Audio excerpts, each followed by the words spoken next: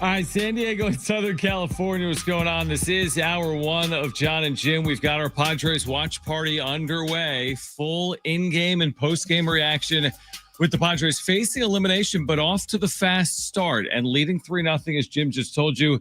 The big moment of the game to this point was a decision the Cubs made, which was to pitch to Manny Machado with a base open, with the lefty Shildt Imanaga on the mound. Spoiler alert, if you're watching on replay, it didn't work for the Cubs, and it worked brilliantly for the Padres. That 2-run home run has given the Padres, Jim, breathing room. They already led 1-0, but we said yesterday, hard to sit on a 1-0 lead. They couldn't complete it. Now sitting on a 3-0 lead, it feels like the calculus has changed. The game isn't over, but the Padres have the lead, trying to force that decisive game 3 tomorrow at some point in Chicago. I can't believe what Craig Counsell did there. I'm literally at a loss for words. I don't know how this game's going to end, or if the Padres advance, how game 3 would end. Right? The Padres win today, game 3. Yep. I don't think it's too big of a reaction to say that moment, pitching to Manny there, leaving Imanaga in with a base open, may have cost the Cubs their season. Like, I don't feel like that's too out of the realm of like, that's not something crazy to say in this moment right now. I mean, you might be right in 25, 26 hours. What makes it to me like egregious and a huge win for the Padres. And again, the magnifying glass on Craig Counsell after this, if the Cubs lose, is going to be unbelievable. It's going to be unbelievable, the reaction in Chicago. But what makes it so egregious is you went with an opener to avoid facing Fernando Tatis Jr. and Manny Machado with Shildt Imanaga. And then there you are later in the game, and they challenge Tatis. He walks, and then Machado takes him deep. So it didn't seem to make any sense. Maybe it's the break that the Padres were just looking for. Everything was so hard, Jim, for the Padres. They're continuing to not hit with runners in scoring position. Only run coming after the double steal. They needed something to like lighten the room, right? To let the air out a little bit, to breathe a little bit.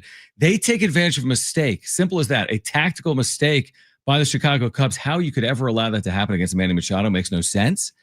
And it's 3-0. And now you got the benefit of your bullpen. You've already seen Adrian Moore home behind Dylan Cease, who was sensational. Just sensational today in 3 2/3 innings. You got Mason Miller. You got Robert Suarez. You have your A team. And the game isn't over. But if you win this, you feel like you have momentum heading into game 3. Yeah, that's exactly the momentum that this team needed to potentially propel themselves to a game 3 tomorrow afternoon. I just, Manny was due. And by due, I mean like really due. He needed to have a big moment. He had one earlier in the game when there was a runner on second, 2 outs. He did not come through there. Right. To the point of before the home run, he was 0 for in the series. And then with that one swing of the bat, potentially, change their season. That could have been a game-changing, season-changing swing of the bat from Manny Machado right there. And boy, did they desperately need it. What do we say? Oh, heavy is the head that wears the crown. But as Manny goes. Oh, yeah, that's it. So when you, like, this is a classic play with fire situation from Chicago. When you allow Manny to do damage, that's the last thing you want to do. Like, you have 2 options there, right? Mm-hmm. Walk him, there's a base open, or just go to your bullpen.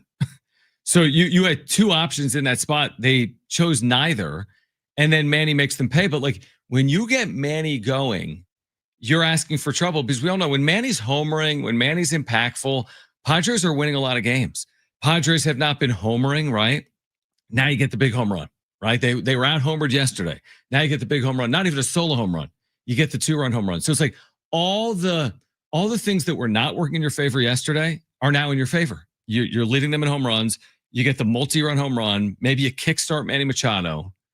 Like, this is exactly what we all asked for. Dylan Cease did his part. Manny Machado, because of a poor decision by Craig Counsell, it was probably worse than that, did his part. Now you have your bullpen. I don't even know where the Cubs would turn if this thing goes 3 games from a starting pitching perspective. They have to win this game, and there's still plenty of time for this to change. But this is everything you would have asked for. I would never ask for more than this in game 2. This is everything you could ask for to this point in the game heading to the bottom of the 6th inning. So Dylan Cease was fantastic today. I thought pulling him in that moment, it was an interesting decision by Mike Shildt because you put on the go-ahead run there to have a lefty-lefty matchup, and you needed it to work out, and it worked out for him. But I thought Dylan Cease today was phenomenal in his time out there on the mound. I thought that his stuff looked crisp. I thought that, he was locating very well. I don't think there was a lot of hard contact against Dylan Cease, to be honest with you. I thought that Dylan Cease controlled that game. I think he maybe gave up, a double, or he might have given up one hit. I think it was.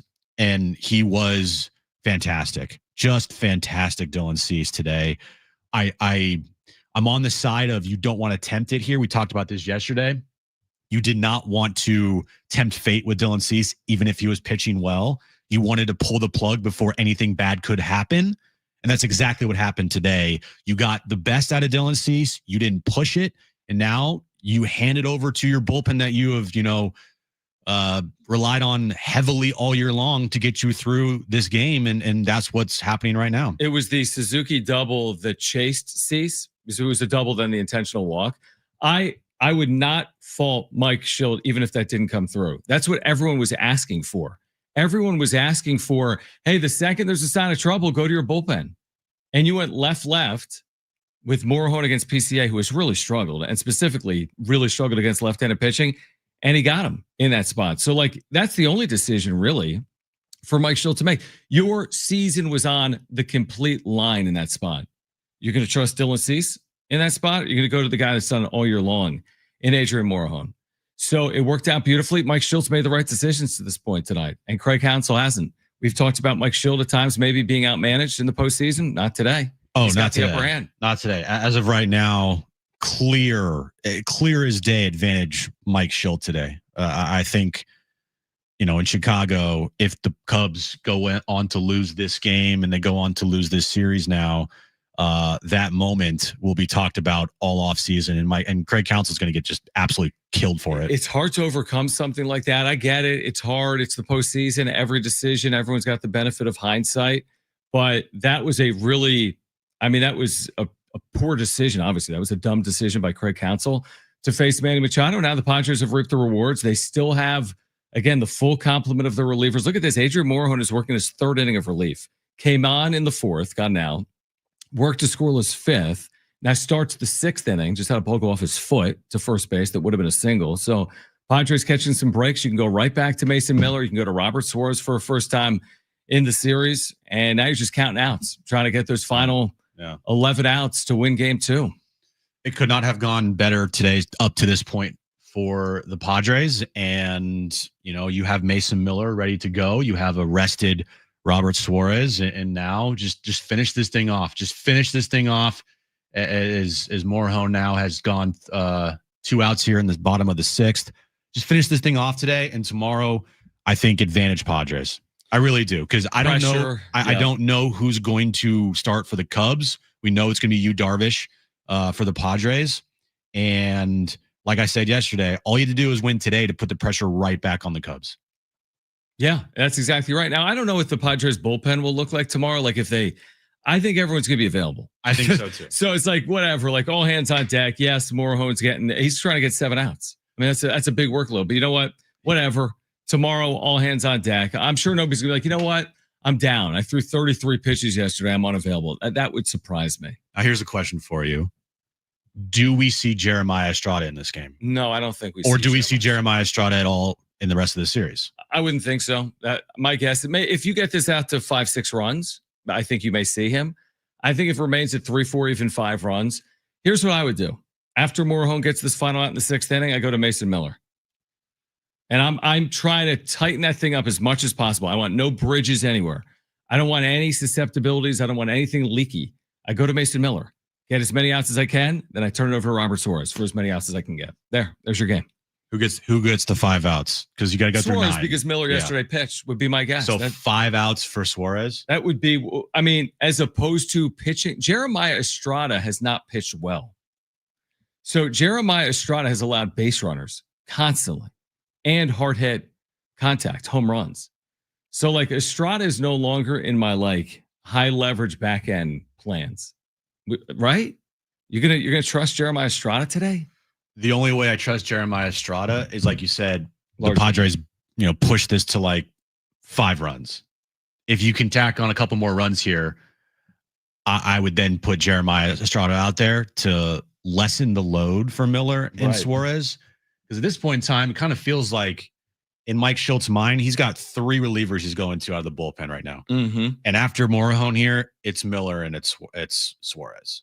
I would be actually kind of surprised if he goes to Jeremiah Estrada in the 7th. If he does, it has to be the quickest of hooks. As soon as he faces 3 batters, hopefully he gets an out or 2. That's the problem. That is the problem. Then I'm going to Miller. Yeah, that's why I would go to Miller unless the Padres can tack on in the 7th inning, if they can keep this 3-0 lead. As by the way, Adrian Morahone, he threw 33 pitches today. I mean, I would think that they would potentially turn to him again if they need him tomorrow. So Adrian Morahone is through 2 1/3 innings. Are you ahead of me? And the Padres lead 3-0. Oh, you're watching on Gamecast. Yeah. So Gamecast is ahead of the TV. Yeah, or TV, but I feel like, yeah, I don't think it's ahead of radio. 3-0 Padres through 6. And here's the thing about Adrian Morahone, as he's thrown 33 pitches today, I think you cut that off. You don't see how many more outs you can get from him, because now you're thinking about tomorrow. You're in a point of the game where you're up 3-0. You're in the back half of the game where you have things lined up for the rest of this one, where you also now have to start thinking about tomorrow as well. Oh yeah, he can't keep pitching. No, he's done. Yeah, he can't keep pitching because you need him tomorrow. Yeah. And so you're done. You're now starting to think about tomorrow as well, while also making sure that you get through this game, because obviously, if they lose here, and the Cubs would have to, this would be an all-time collapse if the Padres ended up losing this game. Well, with this bullpen, this is the whole season, right? Hey, Super Pen, best bullpen in the sport. Outmatched yesterday by the Cubs. This is the spot why you have Mason Miller. But this is why you signed Robert Suarez that massive deal. Fantastic job though by Cease and Morahone, keeping the Cubs, in check all day long. There's some really bad at bats from the Cubs today. I mean, PCA. That guy looks as lost as you could look at the plate. I mean, he has had some of the worst swings of the series. The 2 big moments in this game are managerial decisions. Yeah, Shildt going to Morahone, win, clear win. Counsell pitching to Machado, clear loss. That is essentially the difference in this game. It is, yeah. With the Padres now leading 3-0 through 6 innings. All right, we're going to hear from Mike Shildt and Craig Counsell when this game is final. What will Counsell say if the Cubs don't win this game 2 at Wrigley Field? Plus, we'll have reaction once this game goes final. We're watching it with you. A little bit of a watch party. Game 2 must win for the Padres to force that decisive game 3. They're heading to the 7th inning at Wrigley Field in Chicago. 3-0 Padres. Kevin Acee, by the way, will join us from Wrigley Field coming up after the game at 5:30. We're here until 6 p.m. We're just underway. Don't go anywhere. Jon and Jim, San Diego Sports 760, and live on the iHeartRadio app.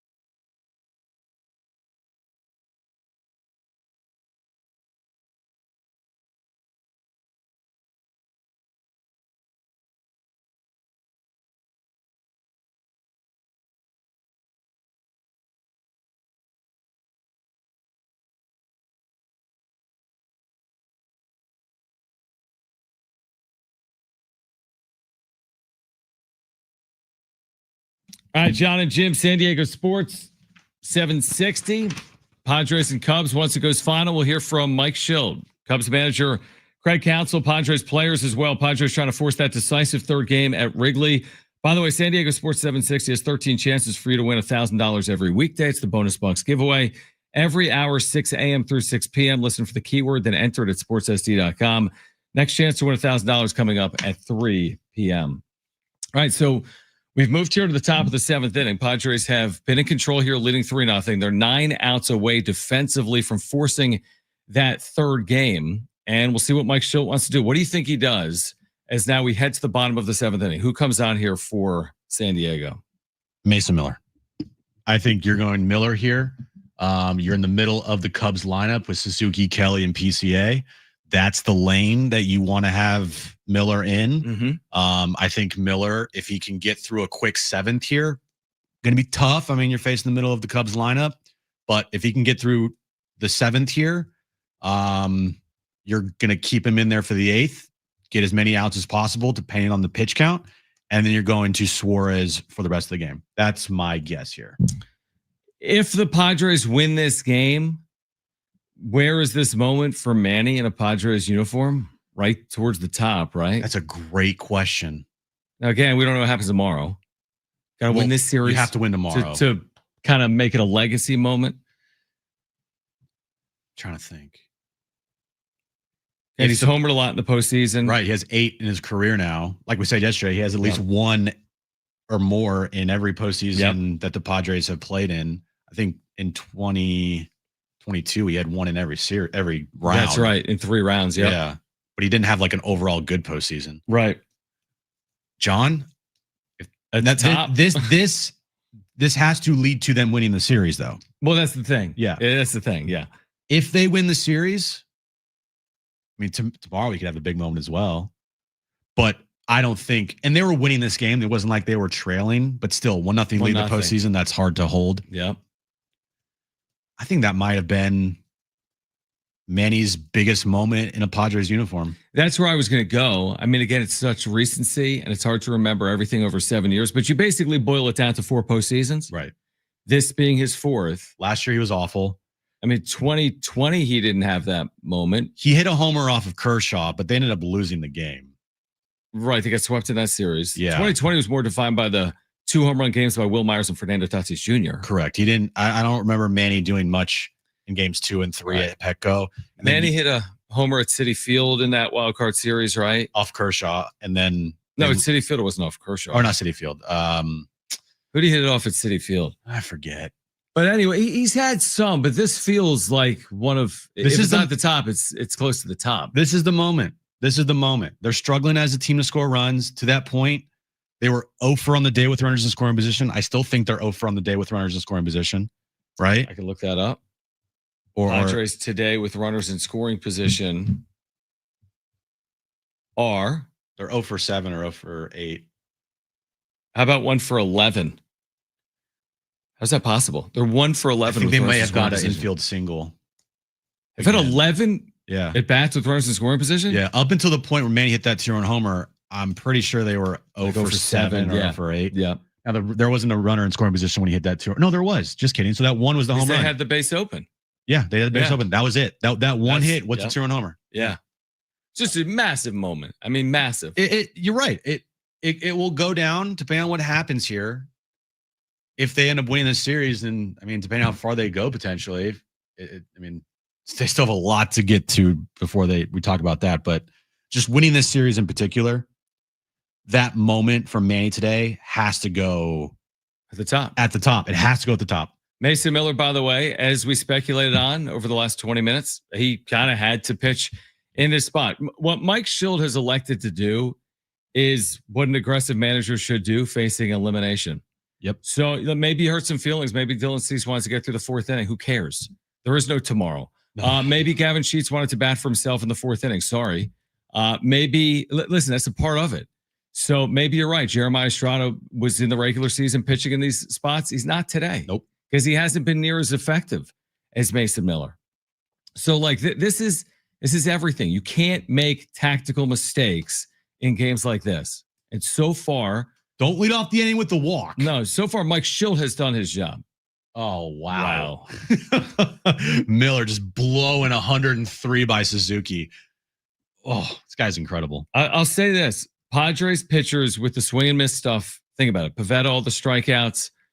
Obviously, Cease today, thrown 100 routinely. I think he threw 109 times in this game. Mason Miller's going to throw 103, 104 here today. It's tough. I don't care what your lineup looks like, and Chicago's got a good lineup. That makes it very difficult. It does. I mean, the Cubs have scored, 3 runs in the series? 15, 16 innings. Yeah. Yeah. Hey, Padres are outscoring the Cubs in the series 4-3. And with a chance to get even in this series. This is what playoff baseball should look like. It's very rarely 10-8. This is what you'd expect. Yeah, they're close, low-scoring games, big moments with runners in scoring position, tactical moves. Yep. Can you make the move that works? And if it doesn't work, then you get blamed for it. Like it was a couple moments in yesterday's game. And as this thing's shaping up, there's a couple moments in this game that we're going to heavily talk about once this thing goes final, with hopefully the Padres winning. But, there's still, what do we got? 8 outs. 8 outs left to go. And you got, 3 or 4 moments in this game that I can think of off the top of my head from both sides that you're like, all right, that's the game. I mean, that's postseason baseball. We haven't even mentioned that before Machado's home run, it looked like he may have hurt himself, really injured himself. He went hard into that third base wall with a slide and came up limp, but of course stayed in the game. 104 on the outside corner from Mason Miller, strike 3. This is why when people said, hey, you're giving up a lot for Mason Miller, but these are the moments where Mason Miller is going to be asked to pitch a lot, hopefully in his Padres career. Is that not the most perfect pitch you could throw? Unhittable. Truly unhittable. Good luck, dude. This is a guy that in a Padres uniform, I mean, it didn't skip a beat, right? Putting his first pennant race of his career, pitching in the postseason for the first time in his career, pitched well yesterday, has started this outing very well. This is why you're willing to trade away top prospects. Doesn't mean you're going to win a World Series, but this is why you would consider trading away top prospects for someone. Is anybody thinking about Leo DeVries right now? But I heard a lot about it in the immediate, I mean, we've heard a lot about it even in the days leading up to the postseason when the Padres weren't winning the division, or it seemed like it was going to be hard to win on the road. But look at what Mason Miller has meant to this series so far. Yeah. When you have a weapon like this, that's what you want in the postseason. Like that weapon out of the bullpen that is throwing gas. I don't think we've seen Miller hit 104 all year long with the Padres. Yeah, I don't know if we have either. I think 103, and he's hit 103 twice in this at bat against PCA, and then 104 on the black. Yeah, I mean, what, dude? Are you serious? And this is a guy you got for years. This isn't a guy for one postseason. Well, he's obviously your closer of the future. Yeah. And in the postseason here, you can max out a little bit more than in the regular season. In the regular season, you kind of have to maybe dial back just a tad bit, right? For these moments. But in these moments, you max yourself out. And that's what we're seeing here from Mason Miller. See if he can get through the inning, which he might, hopefully he does here. And that would be just an incredible weapon to have. An incredible weapon. Remember, we talked about Jeremiah Estrada. I think he made 77 appearances in the regular season. How many did Mason Miller make? I'm going to say just 50. 60. Okay, 60. Just 60 this year for Mason Miller. All right, we'll keep you updated. It's 3-0 Padres through 7. That time with the breaking ball. Just unhittable stuff for Mason Miller, who I think will start the bottom of the 8th inning as well. 3-0 Padres. They head to the 8th. We're here until 6 p.m. Kevin Acee will join us at 5:30. Padres trying to force that decisive third game of the wild card series. Stay with us on Jon and Jim.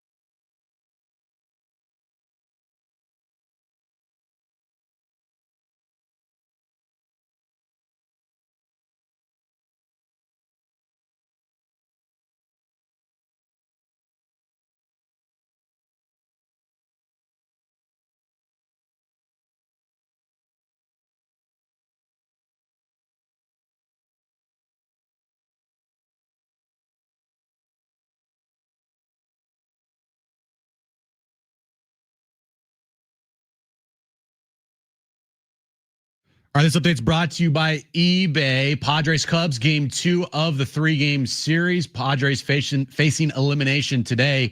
They lead the Cubs 3-0 in the top of the 8th inning. Manny Machado with a massive 2-run homer earlier in the contest. Earlier this afternoon, Guardians, they staved off elimination as they beat the Tigers 6-1, forcing a game 3 in that series. Later tonight, Yankees, Red Sox, actually 3:08 first pitch in New York. Red Sox lead that series 1-0. And then Dodgers Reds, game 2 of that series, 6:08 p.m. tonight. Dodgers lead that series 1-0 over the Reds. Swapping out your tires, there's nothing like it. With eBay, you find the feel you're looking for, from smooth highway rides to grip for rough terrain. Get all the tires you need at prices you'll love. eBay, things people love.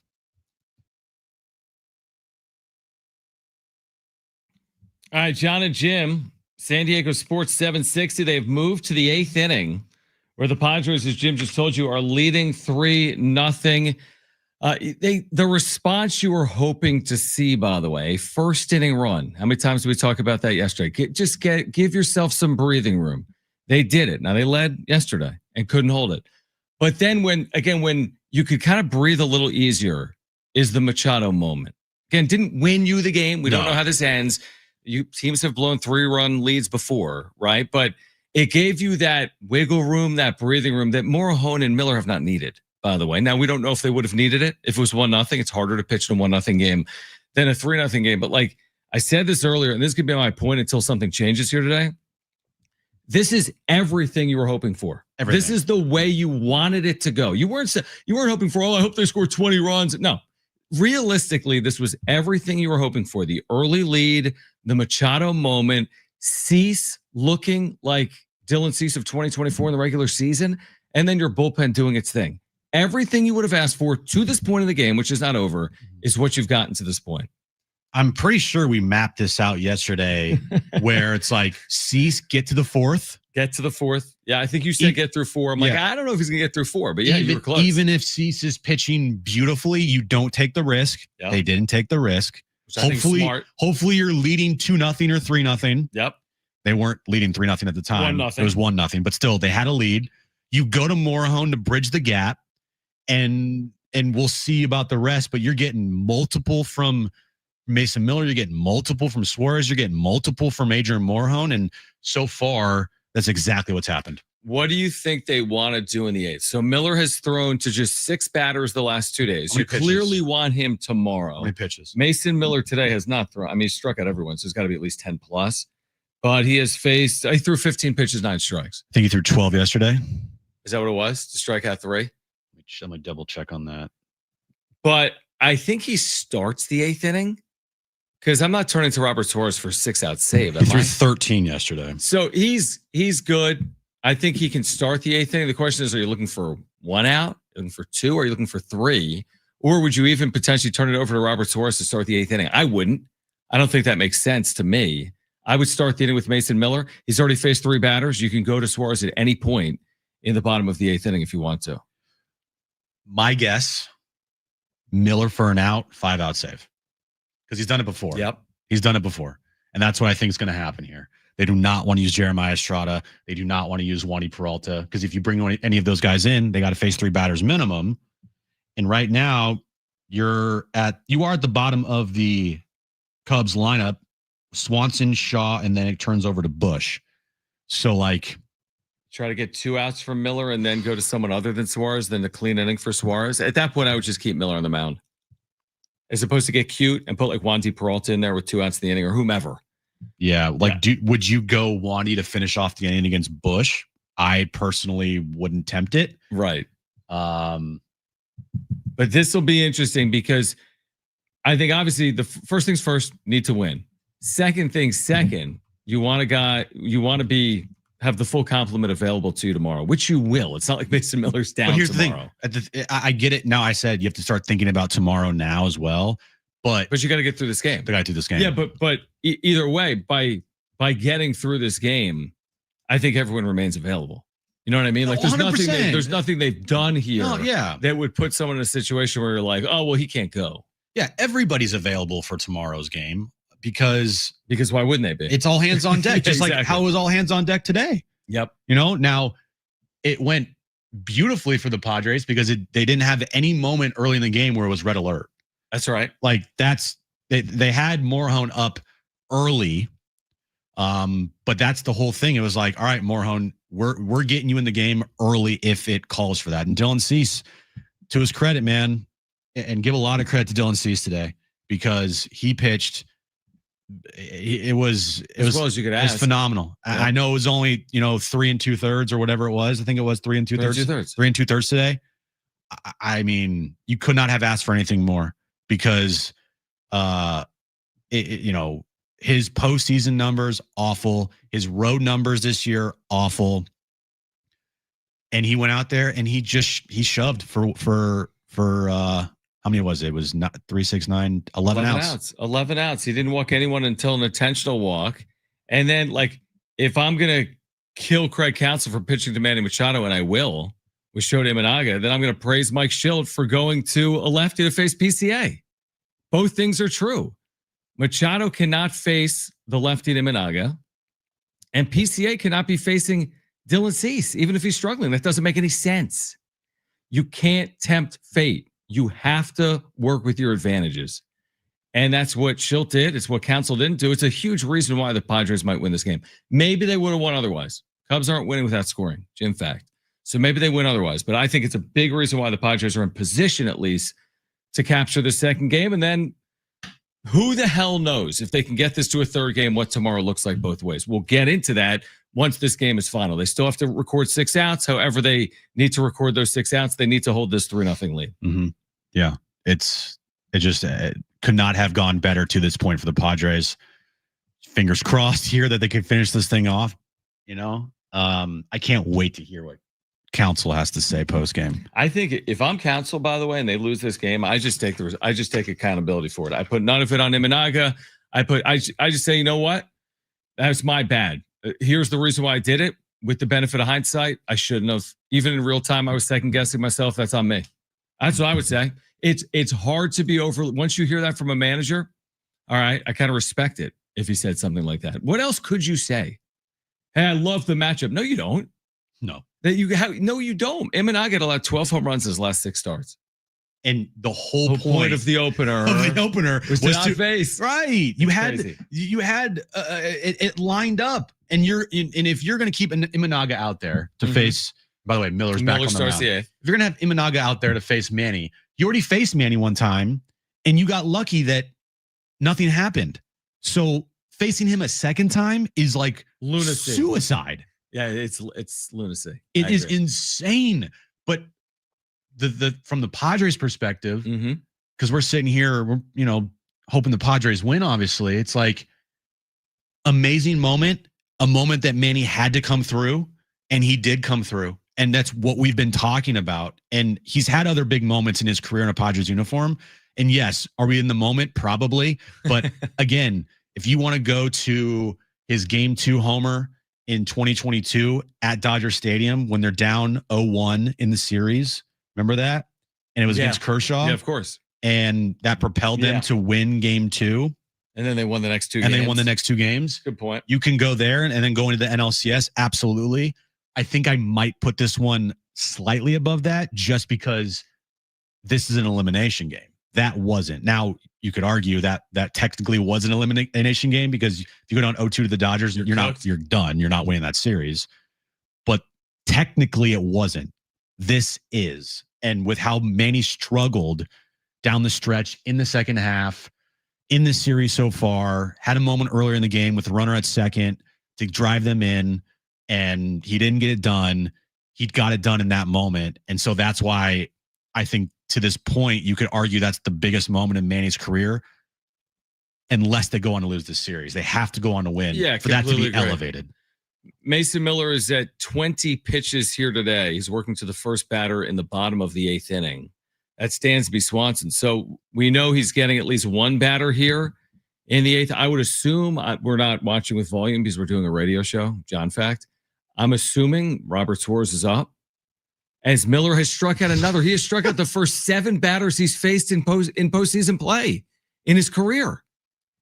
7 up and 7 down with 7 strikeouts to begin his postseason career. Has anyone ever done that? in baseball history. You let this ride? Yeah, I want to. Are they letting it ride here? This is like, put this on the Padres.tv commercial next year. 7 up and 7 down. Will he break the record in this series? In the postseason? Well, are we, okay, so there's a meeting at the mound. Is this to give maybe Suarez some time? He struck out 10 straight, including the regular season. Oh my gosh, dude. This guy's insane. Absolutely insane. Looks like he's staying out there, Jim. 20. Now you're kind of running a little bit of a risk here. Of just the workload? Just for tomorrow. Just for tomorrow. That's it. But what's going to happen? You're saying in terms of maybe his effectiveness, he's certainly still going to be available. I mean, come on, he's gonna be available tomorrow. I'm not saying it doesn't matter if he throws 30 Who pitches and cares? 35. Yeah, his effectiveness, yeah. Yep. Cubs can't hit a fastball. Mason Miller's best pitch is his fastball. Actually, it might be his slider, to be honest with you. But still, no one's hitting his 103. No one's hitting his 103. Especially if you're locating. Good luck. By the way, that 104.5 you mentioned before, is the fastest pitch in postseason history under pitch tracking, which started in 2008. Fastest pitch ever since they started tracking pitches in 2008 for Mason Miller in postseason history. That's about 20 years. So again, to ask for more from Mason Miller, well, that's not possible. 7 up and 7 down in the postseason, trying to preserve this 3-0 lead in the 8th inning. And then we see when they go to Robert Suarez. Is it in the 8th inning? Is it in the 9th inning? I mean, you even got Colin Cowherd on Twitter right now talking about Mason Miller. Is that right? Yeah. Transcendent afternoon for Mason Miller and the Padres. I mean, his stuff is so filthy. This is his coming out party. This is his first time in his career he's actually on a big stage.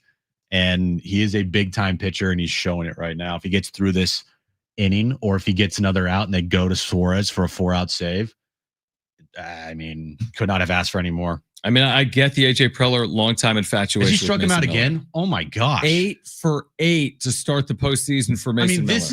This is ridiculous. Ridiculous. This is ridiculous. I mean, nobody's ever done that. There's no way in the history of baseball someone has struck out the first 8 batters they've faced in their postseason career. No way.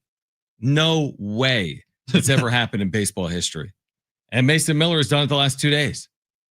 There is no comp for what he's doing right now. And he stays out there. They're keeping him out there. Sure, just stay in. Is he going 6 up, 6 down here? Is he going 9 up, 9 down? I mean, yeah. But this is where I know that in the moment you want him to just strike out the side again. Yep. But you also have to start thinking, like I said, you have to start thinking about tomorrow. And you're at 26 pitches right now with Mason Miller. Now worry about tomorrow. I get it. Well, he just hit a batter. I get it. But at the same time, John, you don't want to overwork him, even though he's just blowing down everybody. Pause. He just hit a batter, so the 8 for 8 streak of strikeouts to begin his postseason career is over. I would assume that's his last batter. You're pulling him. You have to. Yeah. You have to be careful here. Tying run in the on-deck circle, 3-run game. Robert Suarez presumably is going to come in here for a 4-out save. We need to take a break. We're going to be with you for all the post-game reaction. Padres trying to hold on.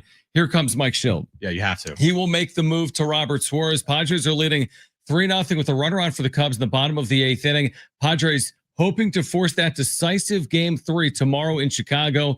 Don't go anywhere. Jon and Jim, San Diego Sports 760 and live on the iHeartRadio app.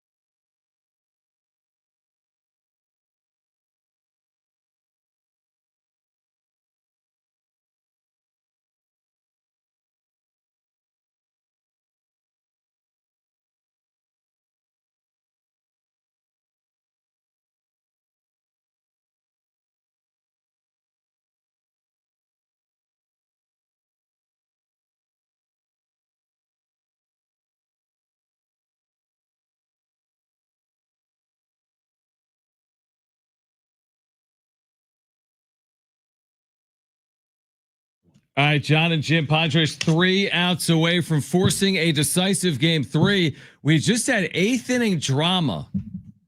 Mason Miller strikes out 8 consecutive batters to begin his playoff career, then hits a batter. We told you about that. Robert Suarez comes on.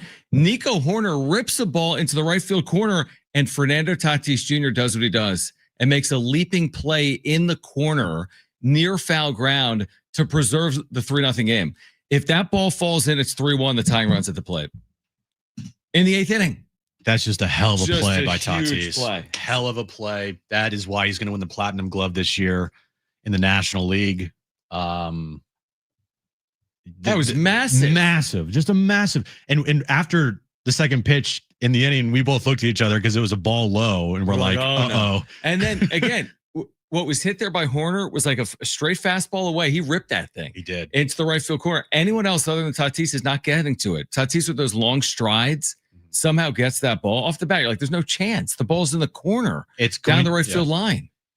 And now, if the Padres can't tack on any more runs here. Right. What do they have in the bottom of the ninth, the Cubs? Bottom of the ninth, Happ, Tucker, Suzuki. Yeah, that's why it was so big for Tatis to just make that play. Oh, my gosh.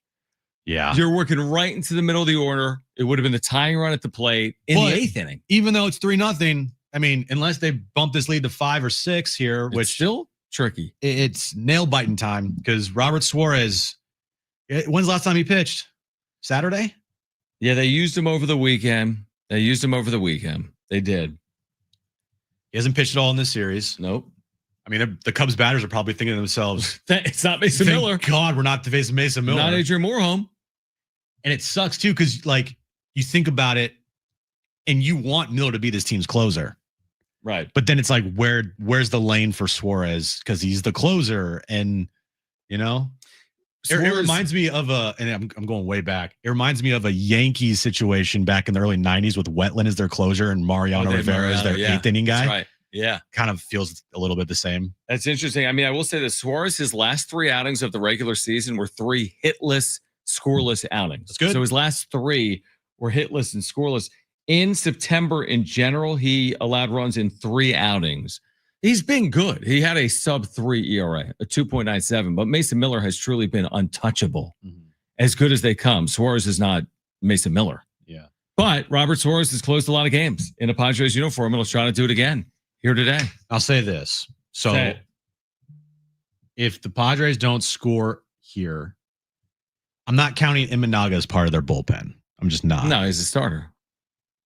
Padres will have scored 1 run off the Padres of the Cubs bullpen if they don't score here. Kittredge is the guy that they scored off of in the first. If not for a double steal sack fly.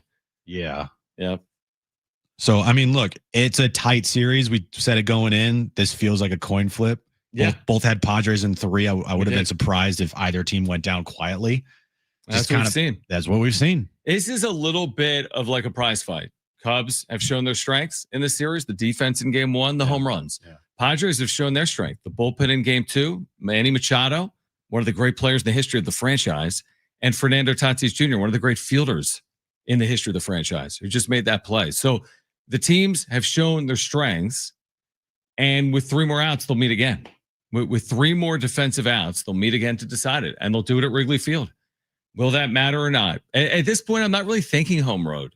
I'm not right now thinking like, oh man, it's a decisive game 3, but they're on the road. That's not how I'm going to approach tomorrow. If they can get it to tomorrow. No, when you're in an elimination game, winner take all. It's not about where is the game. I mean, I don't think that's a huge factor, truthfully. I don't either. When you're trailing in a series elimination game on the road, it's a factor. Yeah. Now today, overcome it to this point. They've overcome it, as you said, but elimination game on the road, it to me, it's not that big of a factor. It could be. The only factor is that the home team gets to bat last, right? And is that how it works? That is how it works. Padres overcame it in 2022 on the road against the Mets in an elimination game. But who is starting for the Cubs tomorrow? I thought it might be Michael Soroka, who is now pitching in the 9th inning. Tyon. It'll be a full bullpen day. So Tyon, if he starts, will go an inning or 2, and then they'll just do the same song and dance. Well, they have Palencia tomorrow as well for multiple outs. He was great yesterday. Well, their bullpen yesterday was great. They didn't really tax anybody in their bullpen today. You're right. So I cannot wait. Again, Padres got to win this game. First things first. They need to win this game. And then Mike Shildt pulled all the right strings. I'm going to be singing the praise of Mike Shildt all afternoon long.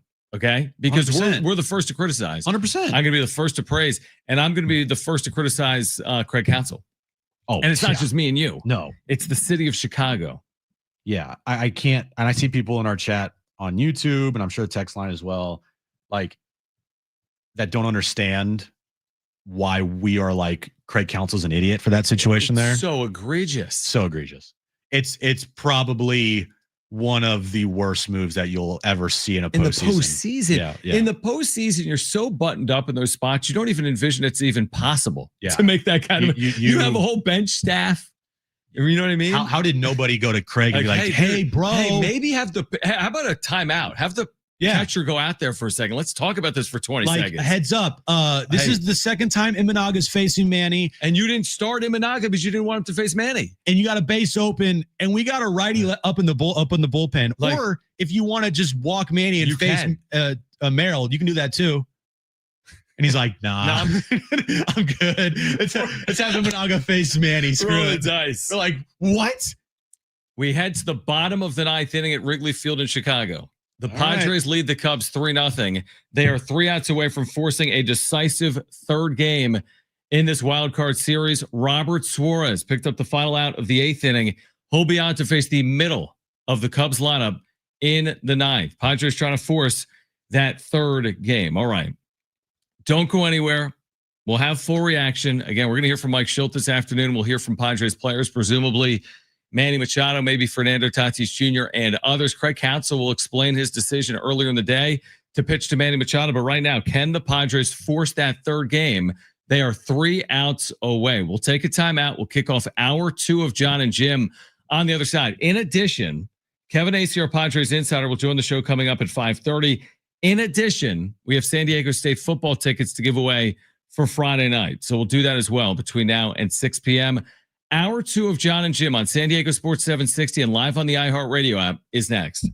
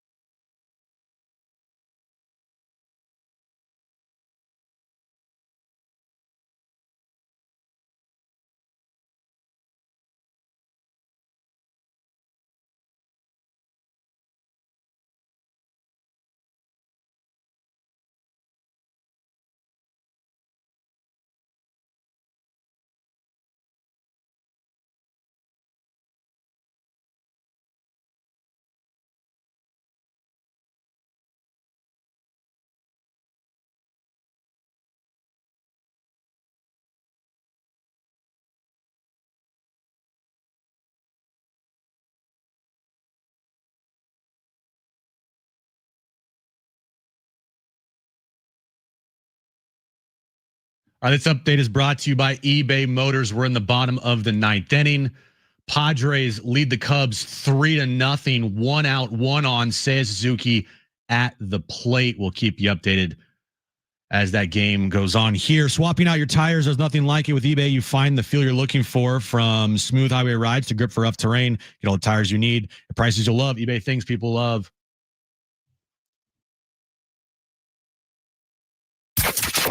Getting you all set for that drive home.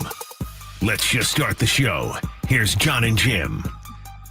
All right, San Diego and Southern California, what's going on? This is hour 2 of Jon and Jim. This is crunch time for the Padres, trying to force that third game. 3-0 in the 9th. 1 on, 1 out for Seiya Suzuki, who has homered in 5 consecutive games.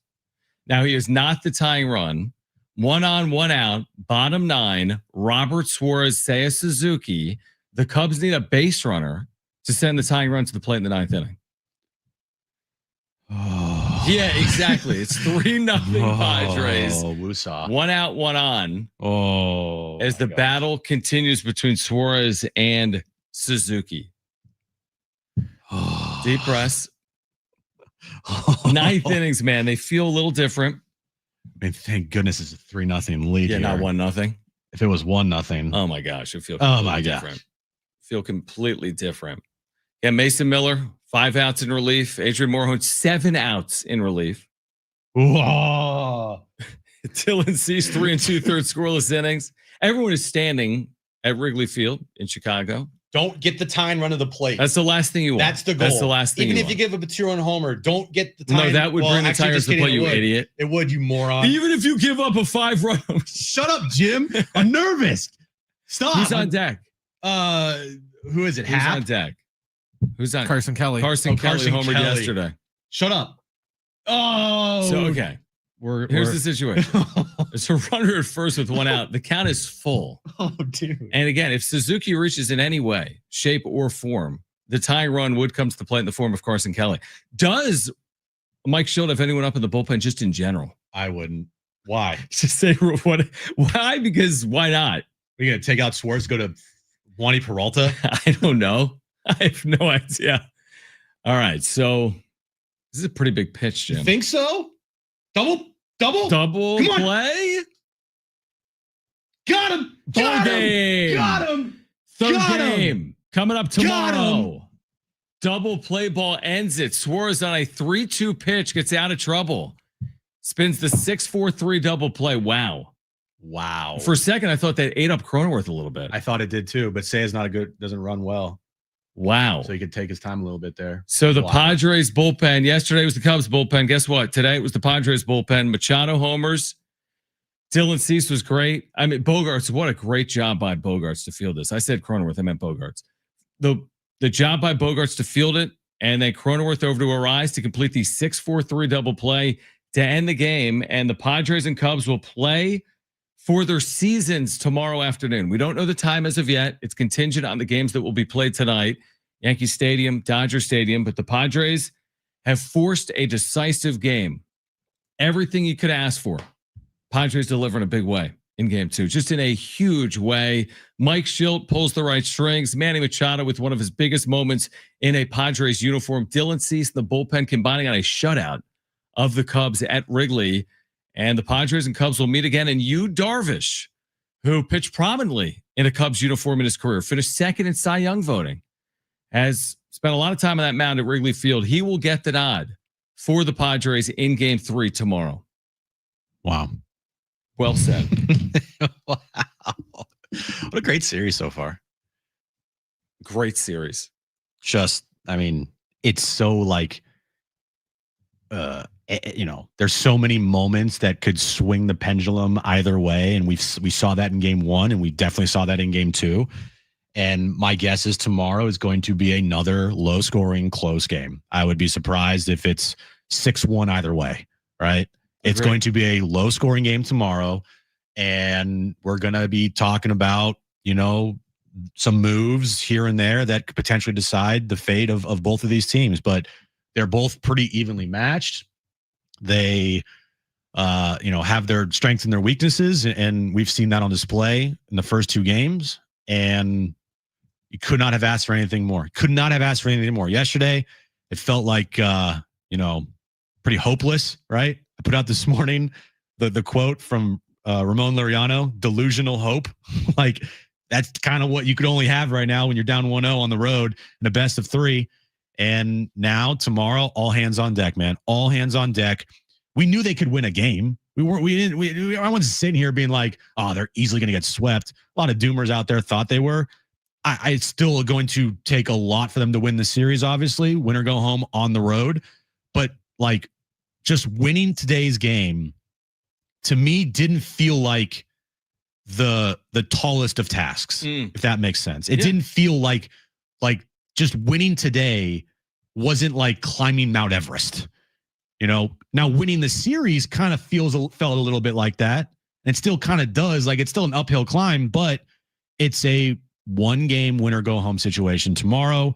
We don't know the game time, but whenever it is, I'm ready, man. I want it to be tomorrow, first pitch right now. Padres will play to extend their season. The winner of tomorrow's game goes to Milwaukee to take on the rested Brewers. So the winner of tomorrow moves on to the NLDS. The loser, of course, the season is over. A decisive third game. Keep this in mind as we sit here now. No game one loser has ever won a wild card series since they instituted this format in 2022 officially. So the Padres maybe become the first. Cleveland could become the first before them. Yeah. Cleveland, even the series today at home against the Tigers. Who knows? All 4 of these series might go 3. We don't know. Yankees trail by a game, Reds trail by a game. But all we care about right now is the Padres. There were some critical moments in this game, obviously. Dylan Cease, 3 2 third innings. They go to Adrian Morejon against the lefty. Morejon gets out of the spot. Craig Counsell's willingness to pitch to Manny Machado, trailing 1-0 with a runner on and a base open, and he made him pay. Showed Imanaga allowing that 2-run home run to Manny Machado. To me, is the game, because think about the way this played out. Suarez working with a base runner in the 8th inning. Suarez working with a base runner in the 9th inning. Yeah. Imagine if that's a 1-0 game. Tatis's play in the 8th inning, that double play ball. I mean, I just think it feels completely different, and we don't know if they actually would have won the game 1-0. In the end, the homer gave them the breathing room that I think they needed to win this game. Yeah, it felt like that homer by Manny there allowed everybody to take a deep breath. Yeah, including us. Everybody. Yeah. Fans, the team, everybody. Yep. Manny, because game 1 was so tight and they couldn't come through. And then you get to the moment today in the 5th, you're up 1-0. Yeah, you're leading the game, but we know a 1-0 lead in the postseason is so difficult to hold. Now, in the end, they could have held it because the bullpen came in and pitched lights out. But just the pressure compared, a 1-0 lead compared to a 3-0 lead is so massive, because you're not every pitch. You're not trying to nibble. I mean, you're going to be attacking guys. That's right. Until the time run gets to the plate. But just a phenomenal game all the way around. You could not have asked for anything better. They played as close to a perfect game after a loss yesterday in a postseason game, an elimination game, that you could ask for. Right? Completely agree. Defense, pitching, timely hitting, the making the right moves. There is nothing to criticize about today's game. They pushed all the right buttons. They came up in the big moments. They made all the right pitches. Perfection. Phone lines are open if you want to react to it. 877-767-4760. We will hear from Mike Shildt, who will be at the podium. We will hear from Cubs manager Craig Counsell on pitching to Manny Machado. We'll hear from players as well. And Kevin Acee, our Padres insider, will join us coming up in the 5 o'clock hour.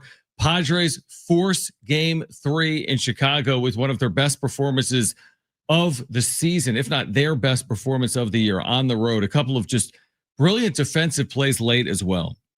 Tatis in the 8th on a ball that was ticketed for the corner that would have scored a run and sent the tying run to the plate. He made a leaping play into the corner and right in Wrigley. And then I thought the double play ball started by Xander Bogarts was a great job by Bogarts to field. This was a tough play for Bogarts. He smothered it and was able to get 2 outs on that play. I mean, any mishandle there, the whole thing is hinging on that. So just a great baseball game all around. It started with Dylan Cease, who's being interviewed right now on TV by Jesse Rogers, who was with us last week on Jon Jim. Again, you're not winning this game without Dylan Cease, just like you're not winning this game without Manny Machado or your bullpen today. No, you're not. For everything that Dylan Cease has done this year, especially on the road, this was, I mean, for just Dylan Cease personally, he made himself a lot of money after today. I feel like I know that the regular season wasn't well, but postseason performances could affect off-season contracts. And I'm not saying that, if Dylan Cease didn't go 7 shutout today, he only went 3 2/3. Right. But those 3 2/3 were, other than the Seiya Suzuki double down the left field line, flawless. Mm-hmm. It was flawless. And you couldn't have asked for anything more, especially because, you had the bullpen behind you. And what I'm guessing here is that last night, however Mike Shildt and his staff and AJ Preller mapped out the game, if I were to ask them to show me that, the sheet of them mapping out today's game from last night, my guess is it would look pretty similar to what happened actually today, and maybe even to a T. Yeah, I mean, it really was brilliant that you could go, think about this. You went to your bullpen in the 4th and used 3 relievers. Whoa. What? You went to your bullpen in the 4th and used 3 relievers. Adrian Morejon got 7 outs, and he did it with relative ease. Mason Miller got 5 outs, 5 strikeouts before he hit a batter. And then Robert Suarez, it was not the easiest thing in the world, but he did get the 4 outs without allowing a run. So 3 relievers combining for how many outs is that? 16 outs. You got an average of over 5 outs per reliever here today. That's not easy to accomplish. And you think about it, they haven't used a lot of players in general in this series. I mean, you have the full complement of your bullpen still available. You've got the Michael Kings, you got the Randy Vasquez. You have everything you need. You got Darvish. These guys are going to bounce back. Mason Miller can pitch for a 3rd consecutive day, I'm assuming. He has to, Yeah, if it's a close game. You have the full complement of what you need tomorrow. I don't know who has the true advantage. I don't even know who's starting tomorrow for the Chicago Cubs. We'll see the betting line when it comes out. To me, it's a coin flip, but I'm taking my chances. I think the Cubs at home, are you playing tight? The Padres have taken the momentum. After you go down 1, you can't ask for more than this. And this is what the Padres have now. I mean, credit where credit's due. And they came out today. First inning, by the way. Scored in the first. Toddy, he had a bad game yesterday. Came out today, gets on with a hard hit single up the middle. Luis Ariz, he did show bunt there, and I was like, oh no, here we go. But got on with a hard hit single to the right side. And then, Manny had the strikeout there, but you get a run across. Double steal. The double steal was big. I was kind of looking at that moment as if they were to lose the game, and there were other moments too, but that in particular, only getting 1 there kind of felt like a loss. That's right. And if you're the Cubs, kind of felt like a win, right? But still, getting a run across early was important for this team. You could not have gone down in this game early, because then the wave of emotions I felt like would have just overcome them. And who knows how Dylan pitches if they go down and 1-0 or 2-0 in the first. And probably they don't even let Dylan finish the first if he gives up multiple runs. Yeah, absolutely. I mean, they had Morejon up in the 3rd in this game, and he was working on a shutout. So they treated it like they had to have it, and it worked out beautifully. Yeah. They'll treat it again tomorrow like that. This isn't about hurt feelings. This is, you only went 3 2/3 innings. Who cares? You live to see another day. Like, if Michael King appears in the series or he doesn't, whatever. All you worry about right now is moving on. And maybe tomorrow for you, Darvish, is a little bit like today for Dylan Cease, where sure, the leash is shorter. You have to win the game, but maybe he gives you some of his best performance of the year in that critical spot. And you, Darvish, gives you the 3 or 4 innings. That's all you need with this bullpen. You get those, 3 shutdown innings, and now you can start to piecemeal the thing together. By the way, what a storyline tomorrow. Just you, Darvish. Yeah, against his team. Against his former team. Yep. On the road at Wrigley Field. Finished 2nd in Cy Young voting, in 2020? Yeah. Now, again, 2020 is 2020. But still, he finished 2nd in Cy Young voting in 2020. Now, the thing with Darvish that does concern me here is his numbers aren't great. No, they're not. Leading up to game 3 tomorrow. Dylan Cease had been pitching better. And over his career, he was phenomenal against the Cubs, especially at Wrigley. His numbers against the Cubs at Wrigley were incredible. Mm-hmm. I would have to go back and look at Darvish's career numbers. At Wrigley? Well, because he's probably had some good career. What about against the Cubs? How many times has he pitched against the Cubs at Wrigley? A lot in his career, a ton, I'm sure. We'll take a look at that. Didn't he?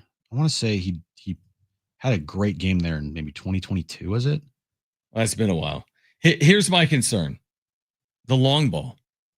That's my concern. And how long's the leash? Because you have enough that you don't even truly need him to give you much. With the Kings and the Vasquezes and your bullpen, we're going to hear from Craig Counsell, by the way. He's meeting with the media right now. And then we'll hear from Mike Shildt. But you don't need everything from you, Darvish, just like you didn't need everything from Dylan Cease. You just need him to give you a chance. But you got to avoid that long ball. He's got 5.38 ERA this year, Darvish. So you got to be very cautious, but you're hoping for the best from you, Darvish, against his former team tomorrow. So, we don't know the start time. Don't know the start time. This is the game I'm referring to. Okay. 2022 in June. Okay. At Wrigley Field. Padres won that game. He went 8 innings, 1 earned run, 7 strikeouts, no walks. We'll take that. Yep. I don't know if we're going to see that, though. All right. On the other side, we're going to hear from Craig Counsell and Mike Shildt. Padres have forced a decisive third game of the wild card series at Wrigley against the Chicago Cubs tomorrow. Don't go anywhere. Kevin Acey's on the show. Our full reaction, plus we're going to hear from players and managers, plus we want to hear from you. 877-767-4760 if you want to weigh in. It's 877-767-4760. It's Jon and Jim.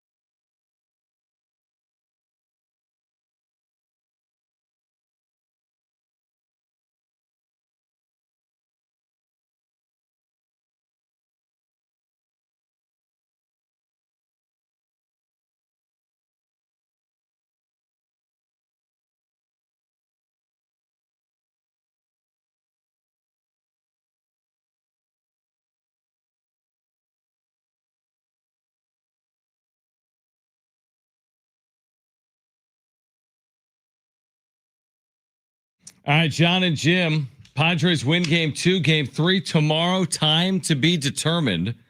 Craig Counsell has spoken with the media and explained his decision to stick with Shildt Imanaga to face Manny Machado. It sounds like a lot of analytics went into it. They really crunched the numbers.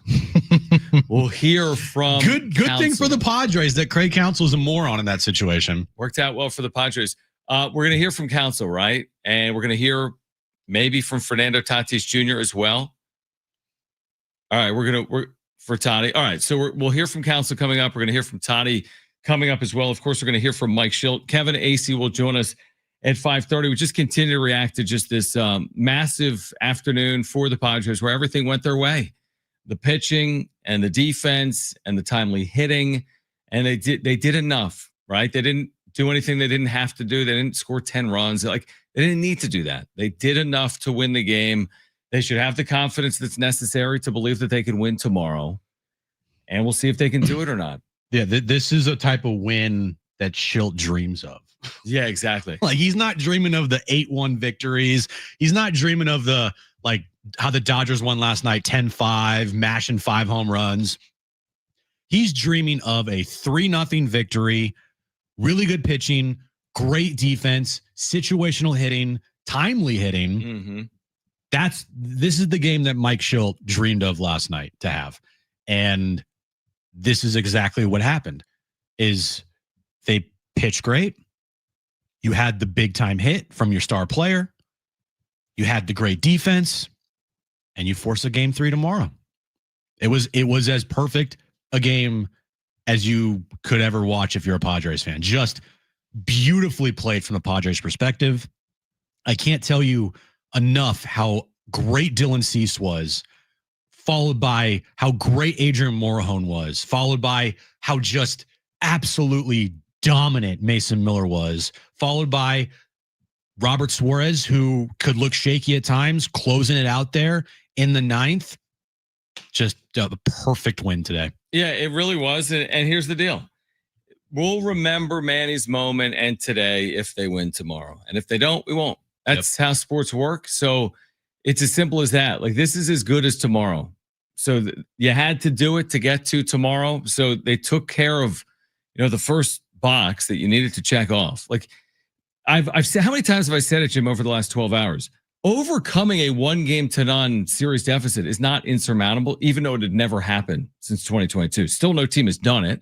See if the Padres can be the first or someone else does it this year. But like, we're not trying to move heaven and earth.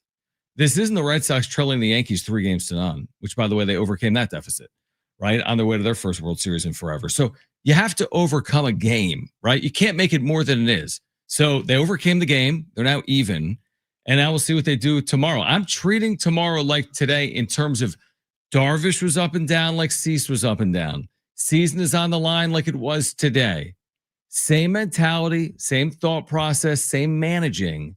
That's what I want to see from the Padres tomorrow. Now scratch across a run or two, put yourself out in front, and see if it holds with your bullpen. But same mentality, same everything. From Mike Shildt, from the pitching staff, from the team. More of this tomorrow. And we can celebrate with champagne, Jim. Yeah, more of it tomorrow. It's much harder to win back-to-back games on the road in the postseason, especially when both of them are elimination games. But not when you've won one of them. But when you won one of them, you wipe the slate clean, and it's all about one game tomorrow. That's it. All you got, one game tomorrow. Just like how it was, but for today, one game today. And then you worry about tomorrow. Like that's how I view the postseason in baseball.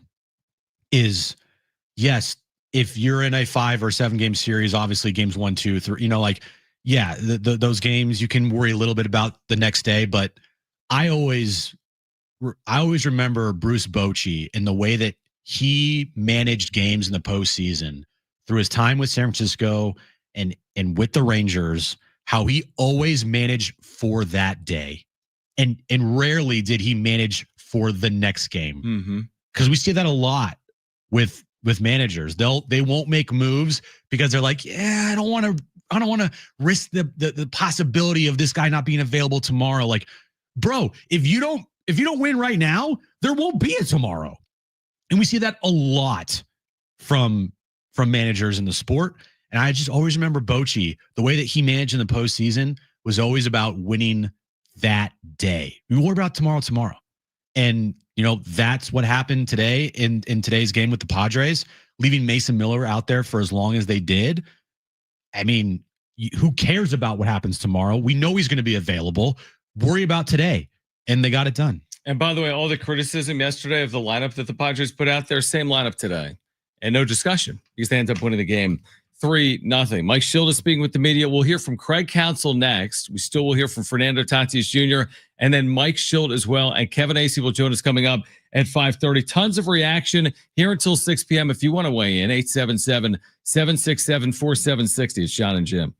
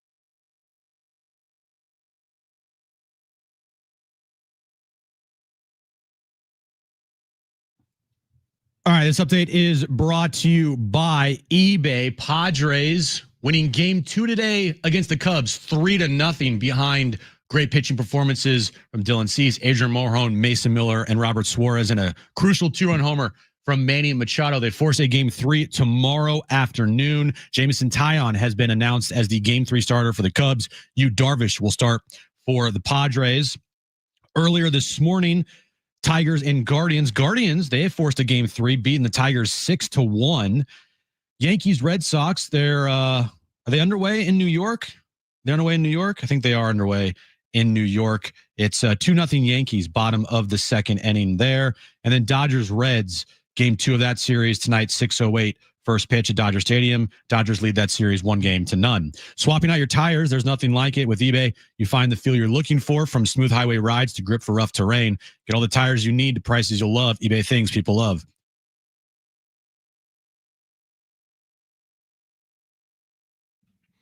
All right, we'll hear Craig Counsell coming up in a moment, then Mike Shildt. I do want to read this through a translator from Shota Imanaga, talking about the home run to Manny Machado and facing him. This is the translation from his translator. In that situation, walking him, it wasn't really too much in my head. It was maybe like a 50-50. All right, so Shota Imanaga saying it was 50-50. What did Craig Counsell have to say? Let's hear from Counsell. Where's the star, Brent? Is it with a question and an answer? It is with a question. This was Craig Counsell, Cubs manager, postgame. Craig, just what went into the decision to stick with Shota there in the 5th versus Soroka or walking Machado? Yeah, I mean, look, the result suggested we should have done something different. Really, just confidence in Shota. It was plain and simple there. I thought he was pitching well. I thought he was throwing the ball really well. And unfortunately, he made a mistake. Did you consider going to Soroka? Yeah. No, we considered walking Machado. Wasn't going to put Soroka in. Considered walking Machado. Megan? Just overall, you kind of touched on it briefly there, but just what did you think of Shota's stuff and his overall command? No, I thought he pitched very well. I thought the stuff was crisp. I mean, he was. There was a couple walks, but I thought that was just like giving him his best stuff. And I thought he threw the ball well. Andy? Just for clarity, was Soroka ready if you had gone to him from Machado like he was born? He was. There was a couple spots we were thinking about him. Yeah. Megan? Obviously, with an opener, when a run scores, it'll come under more scrutiny. Just what did you think of Kittredge's? I thought he threw the ball well. I thought they did a really good job in the first inning. I mean, he got, the Tatis hit is a really good pitch. The Arias hit's a really good pitch. He gets Machado out.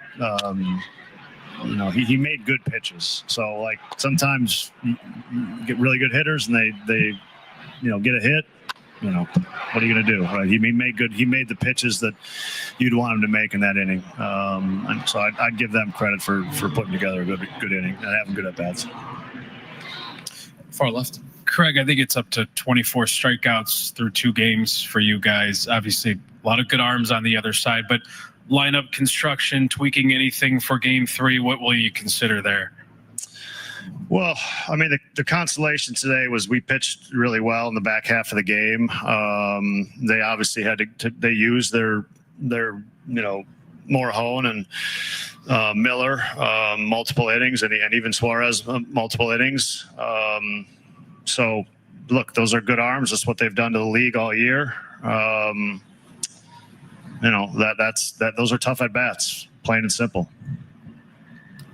Just one more on sticking with Shota against Machado. Was the decision based on what you saw during the start? That's why you stuck with him? Yeah. You felt like, okay, just wanted to clarify that. And then with Pete struggled, does it kind of look like he's trying to make something happen rather than the game come to him? Or is he trying? It almost seems like he's trying to do too much. Maybe I'm just basing that off results. Well, I think, look, these are, the first 2 matchups in this series have been pitchers that have done a good job exploiting Pete's holes, which is what pitchers, that's their job, right? And they've executed pitches really well to do that. So I think they've made a lot of good pitches on Pete. I think they're clearly today they made a lot of good pitches on everybody. It's just you got to get pitches to hit. If players of this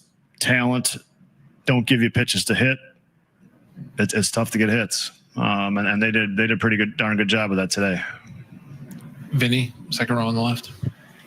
What about what you've seen from this team all year long, from your team all year long, gives you confidence that you guys are going to be in the right spot going into winner take all tomorrow? Yeah, I mean, I think the first 2 games is, really what you expected in this series. And I think tomorrow will be, a lot of the same. And so I think we're made for that. We're going to have to produce more offense tomorrow. There's no question. We didn't do enough offensively today to really, 3 at bats in a game with runners in scoring position. That's going to be tough to put up more than a single run, really. So, that's going to be the challenge tomorrow. So Craig Counsell saying that he went with gut, hunch over analytics to allow Shota Imanaga, the left-handed reliever today, to face Manny Machado with a base open in a 1-0 game, and Machado made him pay. But John, there's no analytics needed there. Like you have 2 eyes. I know Manny struggled, and he has been struggling. Yep. But we talked about yesterday the thought process of the Padres bunting there in the 4th inning, and I know that there's hindsight there, and it didn't work out. But it's just the thought process that was so infuriating to talk about and to watch. It's the thought process from Craig Counsell, if you're a Cubs fan there, that the entire reason why you went opener is to avoid the Imanaga, Manny, and Tatis matchup for potentially multiple times. One time, okay, but not to face them twice. Not to face them twice. So that's why you go opener in Kittredge. And Kittredge gave up a run there. It didn't go perfect for them, but also, the Padres didn't make it hurt as bad as they could have in the first.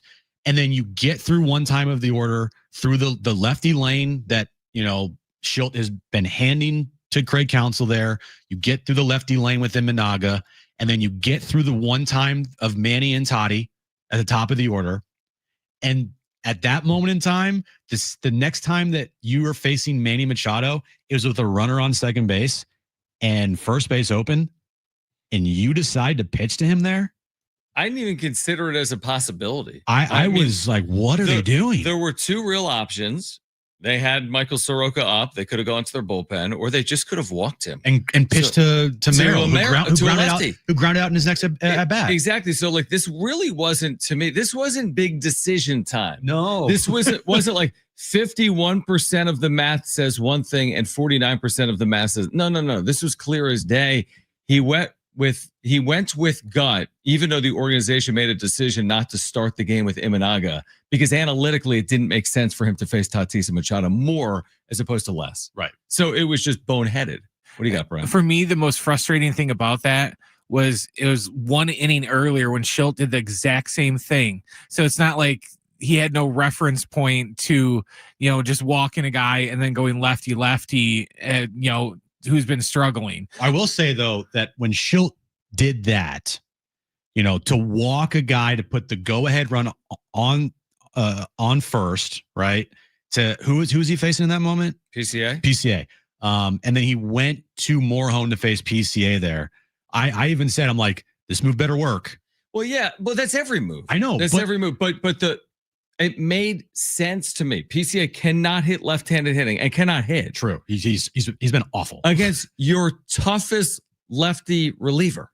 So it's hard to second guess. It's easy to second guess Imanaga. Very easy if you're the Cubs. I always like that. You want to have a bulletproof reason. Yeah. And from the Padres perspective, I mean, you almost give the game ball to Craig Counsell there. Thanks, man. Here you go. Thanks for that. Appreciate you leaving Imanaga in to face Manny Machado there. I get it. Manny's been struggling. And Manny Machado is going to be a first ballot Hall of Famer. It doesn't matter. You're tempting fate. It does not matter at all, right? It's the thought process there from the Cubs perspective that was so idiotic that it could have potentially cost them the season, depending on what happens tomorrow. We'll see what happens tomorrow. Brent, how much Tatis do we have? Can Brent do the show? Brent, how much Tatis do we have? All right, we have 2. Where's this start? All right, where's this start? With a question or no question? What's he answering? We don't know. Okay, can you play it in queue? Play it in queue and let us know, because I want to. We'll play Tatis. We'll play Mike Shildt. We're going to hear from Kevin Acee coming up at 5:30 as well. But Fernando Tatis Jr. had a big moment in this game. All right, this was Fernando Tatis Jr. Starts with today's game. Yeah, all the way since the beginning. Like I mentioned, we're going out there with a mission, and we're just going out there to complete it. You had a hell of a view of Manny Machado's home run, threw your arms up. What did that moment mean? Breather, one-run ball game over there coming in clutch, and definitely in a playoff 3-run lead is like an 8-run lead in the regular season. So it was enough for us and for our pitching staff, and just happy for him. Speaking of that pitching staff, what Dylan did, what the bullpen did, how much did it mean to you guys to see that? That's outstanding. I mean, that's what they're capable of doing, and they have carried us all year, and we expect them to keep going that way. What's a 3-run lead like? You have Mason Miller blazing 104 miles an hour. You have all the confidence in the world when you see that from the side. So happy he's really on our team. Were you surprised they pitched to Manny in that spot? First base open. I don't think so. I mean, they've been aggressive. They've been pounding the zone, and then that's how they got game one. And that game plan worked. I guess they were going at it again. With Manny up there, how much confidence do you have knowing what's going to pass in those moments? All the confidence in the world. He's our guy, and he's the one that's going to take it out there. Catching the 8th inning, the Stars need to make plays when they, games are on the line like that. When you're able to reach up and make that kind of a grab, and first of all, what kind of a read did you have on it? And secondly, just the emotion that came out after you secured it. Just been aggressive, the way I play, and a little bit tough at the beginning because the route was almost all the way in the sun. It came out last second, but just following that ball, hunting, and just putting out there what I'm capable of doing. You guys all talked about playing your kind of baseball to get back into it. Was this what you envisioned? Just great pitching, clutch hit, just basically defense. Yeah, that's what we're capable of doing. That's what brought us here to the playoff, and we repeat that. It's going to take it to really good places. You really taxed their pitching staff. Gray was probably going to be starting game 3. He went in today, knowing that they probably have not as many reinforcements. How much does that make you think that tomorrow might be yours? I'm thinking nothing of that. We're going to go out there and do what we're capable of doing. Doesn't matter who's in the mound, and you can never trust yourself in a playoff spot. You need to go out there and make it happen. All right, Fernando Tatis Jr. post game. Let's hear from Mike Shildt on the other side. Mike Shildt with the media. Kevin Acee joins us live at 5:30. The Padres have forced a decisive third game of the wild card round against the Cubs. This is Jon and Jim, San Diego Sports 760 and live on the iHeartRadio app.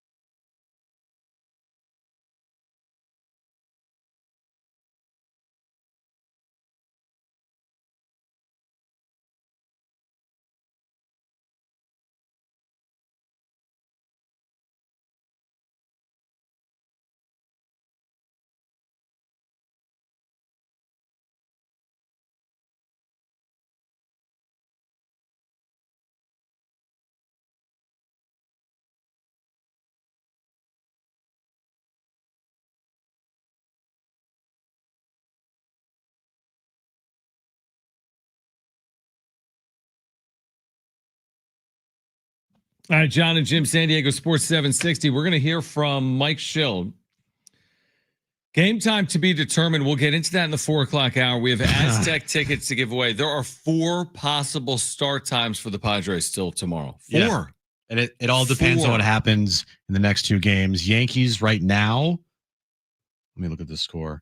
Oh, we are tied at 2, John. Okay. In the bottom of the 3rd inning in New York. Boston leads that series 1-0. Dodgers, it's hard to envision the Dodgers losing tonight to the Reds. They're up 1-0 in that series. But we are tied at 2 in the Bronx, bottom of the 3rd inning. We'll lay out the scenarios for start times when we come back at the 4 o'clock hour. But we do want to hear from Mike Shildt here.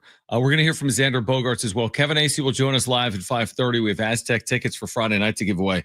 Let's hear from Mike Shildt. We believe this starts with Shildt talking about the quality of the at-bats from the Padres today.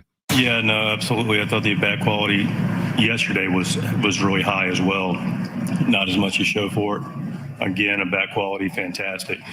You hit the nail on the head, Ace, with Toddy getting it started even in the first inning, and then later, a tremendous at-bat, and then Manny does his thing, puts a beautiful swing on it to give us, a little bit of cushion there for sure. You obviously. It's the postseason. You rode your relievers today. What'd you think about the way that Morejon doing more than he'd done, Miller, Suarez? Yeah, I mean, clearly they were tremendous. Back against the wall scenario. I'm sure we'll get to Dylan, but Dylan deserves a lot of credit to get us where he got to. And then Adrian came in and was outstanding. I mean, really just fantastic. And really had a good idea. We wanted to take him through from Armstrong through Tucker. The key to that was the efficiency of it. Adrian's been able to be very efficient this year. Clearly the outs help. And then Miller picked up right at Suzuki, and he was fantastic to grab that 7th clean inning. And then we were figuring out, and it's probably starting to get a little bit of a push, but gave him the benefit of the doubt with Bush. But he did a tremendous job. I understand from Darren, I think 8 consecutive strikeouts in postseason from yesterday as well. So that speaks for itself. Pretty impressive. 104. We like that. And Suarez was tremendous to bring it home. So it was a really nice baseball game on the Padres side. And both sides really was a good baseball game. Megan. Were you surprised that with a base open in that situation, they pitched to Manny? Listen, I got my hands full with my own club. I can't be thinking about anybody else's strategy or not. So, we just think about managing our own club. And then just a follow-up to your bullpen. Just what do you feel like collectively has been behind their ability to really shut down the Cubs lineup from top to bottom? Well, I think it starts with ability. I mean, we got really, really, plus arms back there. And listen, I'm going to be able to elaborate on that because, if you're going to pitch in the big league, especially now, you're going to have a plus arm. We have fire coming out everywhere around this league. One of the separators for our group, the guys are in display today, Morejon, Miller, Suarez, but also Estrada, Peralta, Morgan, Bradley showing that is the ability to trust their stuff and be aggressive. So, all these guys are really special with their arm talent, Morejon, etc., Miller, Suarez. But the impressive thing about it is they have pitches, they're pitching, and they're not going to make a situation bigger than it is. And, that says a lot for them. It's a separator. Go to the far left. On those back end arms, there are a lot of pitches today. Any limitations at all tomorrow, or all hands on deck? Yeah, I mean, listen, Morejon and Miller have gone back-to-back days. Both got extended today. Morejon's still efficient, but 33 pitches. Miller in the 30s for 2 games combined. I would have an expectation that all hands are on deck tomorrow. But we also are going to take their temperature and be smart. We got to value their careers as well. But we've only had 2 guys go 3 days in a row all year, and we've done it and saved it for these circumstances. So obviously in an elimination game, there's special circumstances. Kevin.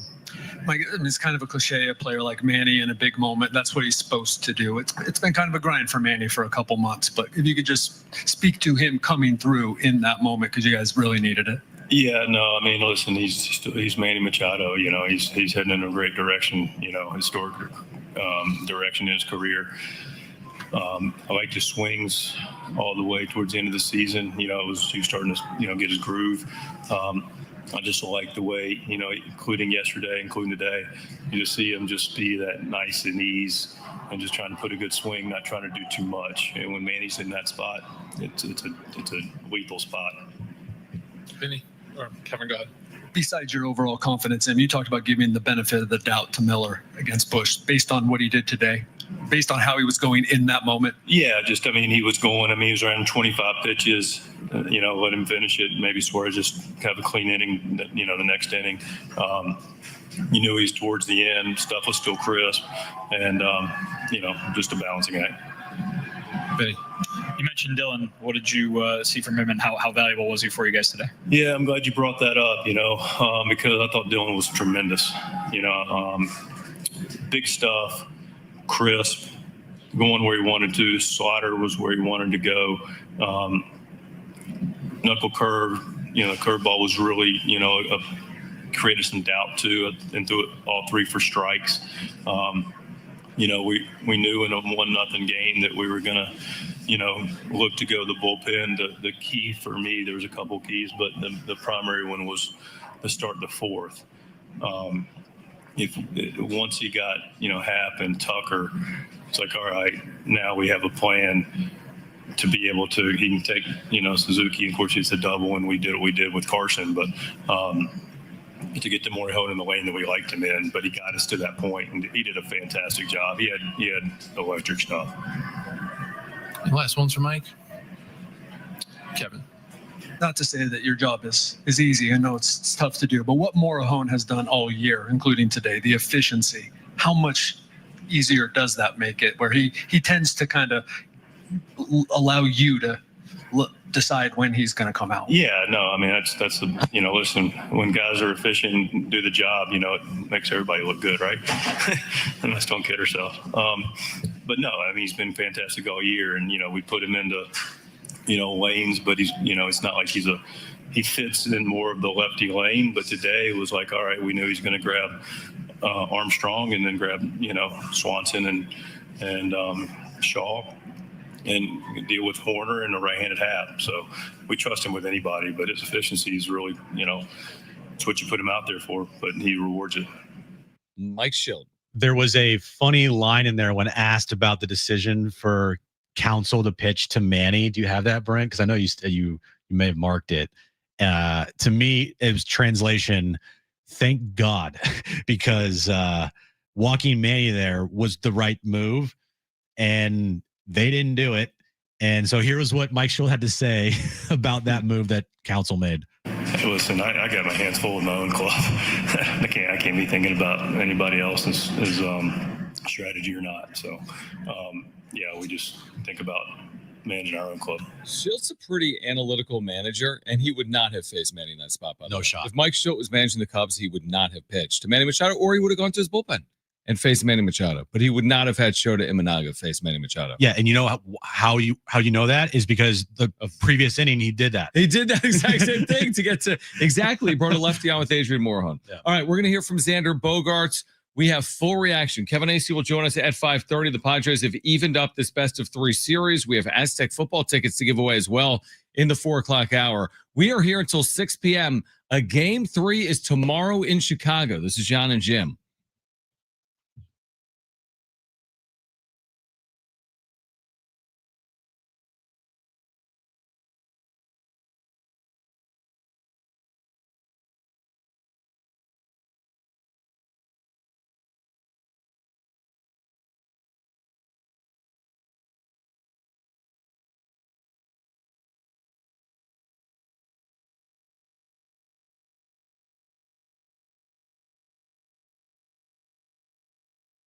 All right, hey guys, it is Schaefer again, and there's no better time than now to get down to your local Toyota dealer. New vehicles arriving daily, including the most popular cars, trucks, and SUVs.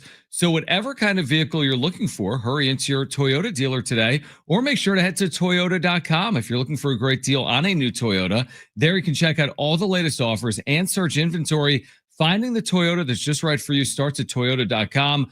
Toyota's Beyond Zero lineup of electrified vehicles helps to create a greener planet. Toyota's Beyond Zero lineup supports a greener planet with a wide range of electrified vehicles, including hybrids, plug-in hybrids, and fully electric vehicles, or take each day further than you thought possible. In a new Camry with its stylish looks that'll make an impression wherever you go. See your Toyota dealer today and discover what makes Camry legendary. There's no better time than now to get your local Toyota dealer. Get your local Toyota dealer today or Toyota.com. That's Toyota.com, your Toyota dealers. We make it easy.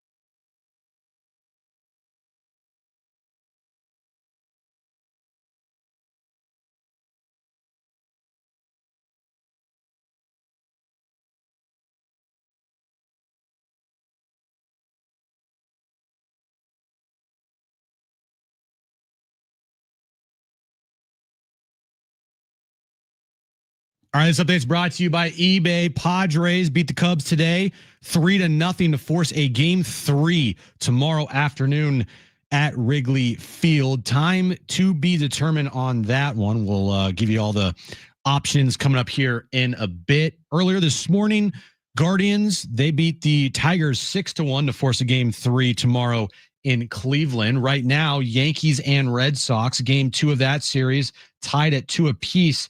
In the top of the 4th inning, Red Sox lead that series 1-0. And then later tonight, 6:08 first pitch at Dodger Stadium, Dodgers and Reds. Dodgers lead that series 1-0. Swapping out your tires, there's nothing like it. With eBay, you find the feel you're looking for, from smooth highway rides to grip for rough terrain. Get all the tires you need at prices you'll love. eBay, things people love. Getting you all set for that drive home. Let's just start the show. Here's Jon and Jim. All right, San Diego and Southern California, what's going on? This is the 3rd hour of Jon and Jim here until 6. Good couple hours lined up as the Padres have evened this series. Kevin Acee from Chicago will join us at 5:30. We'll give away Aztec football tickets this hour. We'll hear from Xander Bogarts coming up. All right, so lay it out for us, Jim, because believe it or not, with a decisive game tomorrow, there could be as many as 4 different start times as we sit here right now. Is that correct? Yeah, we won't know until we won't know until tonight after the completion of the Dodgers-Reds game around maybe 9:30. Unless it's lopsided, if then we'll it's know. 8-0 in the 2nd inning, maybe you'll have a good feel. Right. But here's the scenario. So if the Yankees and the Reds win, so if the Yankees win today against the Red Sox, tied 2-2 in the fourth, if the Reds win tonight, Padres Cubs will be tomorrow afternoon at 12:08 p.m. Pacific time. So just like games 1 and 2, same time. Same times.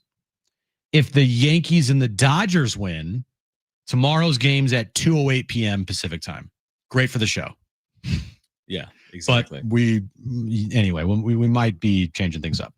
If the Red Sox and Reds win, Padres and Cubs at 3:08.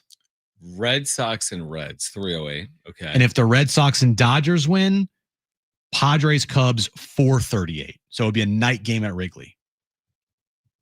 That would require the Red Sox and the Dodgers winning? Yes. Yeah, so those series ending. Yes. If those series end, Padres get pushed back to 4:38 p.m. Pacific. Right. Okay. So there's still 4 possible start times. It's kind of weird. Like if you're from planning purposes, if you're Mike Shildt in that front office, it's 6:00 Central. You're like, hey guys, read your text later. Yeah. Like that, like the game time will be determined later. We're either at the ballpark or at this time, this time, this time, or this time. We're either 8, 10, 11, or 2. Yeah, exactly. Right. So me personally, I'm rooting for the 4:38 start time tomorrow. I think most people are because all these day games, like not everyone's been able to watch. Yeah. How many people have been at work during these first 2 games and haven't been able to watch a single pitch? A lot of people. So I personally am rooting for a Red Sox and Dodgers win tonight. Just for the Padres perspective, like, do I want to see the Dodgers obviously lose in the postseason? Yeah, duh. But let's be real here. The Reds aren't winning that series. Right. So that's what I'm rooting for. So Padres Cubs gets closer to a primetime game on the West Coast. It's not like a true primetime game, but 4:38 start. Kind of like Sunday Night Baseball. Isn't Sunday Night Baseball been starting at 7:30 Eastern? Yeah, I like that. I like that. Yeah. And by the way, it feels kind of bigger. The stage under the lights, like Wrigley Field, that's 6:38 local. That would be a night game tomorrow at Wrigley Field. All right. Xander Bogarts spoke with the media. Bogarts made a big pick there to end it and start a 6-4-3 double play. I didn't know if he was going to turn it because he stumbled there. I mean, I didn't know if he was going to get any outs, but he was able to get 2. And this is Xander Bogarts post game on picking up the win and doing it on his 33rd birthday. Oh. It's better to win on my birthday. I'll tell you that. Playoff win. It's awesome. What did you see from Dylan today? I mean, he was spotting his pitches pretty well. I mean, his fielder was good. His off-speed pitches were good. Kept them off balance. Bullpen came in, did a good job. I mean, the whole year these guys have been, pretty much the heart and soul of, everything we got going on. And they showed up big time today. You guys talked yesterday about playing your style of baseball. Is that pretty much what you guys showed today with clean defense, pitching? Yeah, playoff is tough. Any little mistake can be huge. And any good play also can be huge. Credit to all of us today. We all did a good job. We came in prepared. We came in focused again. We lost the first game. We could have easily just fuck it good. We bounced back nice, and it was nice. How big was that swing by Manny for the split? Man. To make it 3-0, from 1-0 to 3-0. I mean, that's a big jump. When you play this game for a long time, you know how big that is, especially in the playoffs. 1-run leads are never safe. No leads is safe actually, but having a little room for error, I mean that's huge, especially with managing the bullpen and I mean everything. It just changes the game. Can I make a point on Xander Bogarts? I know what you're going to say. He's been really valuable in these 2 games. Yep. Missed September by and large, and he's been very valuable. And don't discount this. He's been through this. He's won at a high level, and he has rings to show for it. So I'm pleased with what we've seen so far. I hope he contributes tomorrow. I think he's had 3 hits in these 2 games. He made that very good defensive play.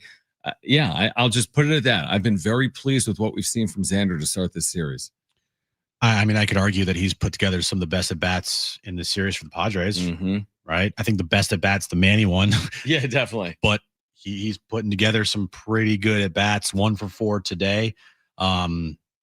He's been solid for this team. He's been very solid defensively at the plate. He's just been a solid player for them in games 1 and game 2. Yesterday, John. I know where you're going. I was going to go exactly there. Yesterday, Manny, Arise, We're both looking at Tatis the box score. go 0 for 11. Today, what do? Toddy gets a single. Arise has 2 hits. Manny has the 2-run homer. 3 runs scored. Yep, there's a walk in there. The top of their lineup today was what carried the day. Yesterday, 0 for 11. Today, 4 for 11. It's as simple as that. And sometimes the top of your lineup, your big bats, they need to produce. And today, Toddy, Arise, especially Manny, they all came through big. Oh, by the way, let me mention this as well. Merrill does this a lot with 2 strikes. He drove the sac fly in the first to give him a lead on a pitch that was tough to do what he was able to do with. A 2-2 pitch that if he swings through, they're not scoring the inning. At least they got one. They could have gotten more. They got one thanks to Jackson Merrill. But you're right. Tatis, Arise, Machado, the Merrill sac fly. You know it's Mike Shildt. It's more of the same tomorrow from a lineup perspective. He was asked about it this morning. Did you think about breaking up the lefties? He said, I want a what did he say today? He said, I want a minor league title in Johnson City with 6 lefties in my lineup. I'm like, okay. Well, what does that have to do with it? But anyway, he's got conviction is my point. And Mike Shildt is such a player's manager. He's not going to go to Jay Cronenworth and be like, hey, bud, like this is the lineup. Yep. Move it like heading into game 3 would be my guess. Now, not great that they were 1 for 11 with runners in scoring position, but that wasn't ideal. But that one hit was the 2-run homer by Manny. So, yep. In the postseason, you kind of throw all those stats aside. The only thing that matters is picking up the win. Mm-hmm. And if that one hit was the hit that helped you win the game, they could be 1 for 20 as long as they won. And that's exactly what happened today.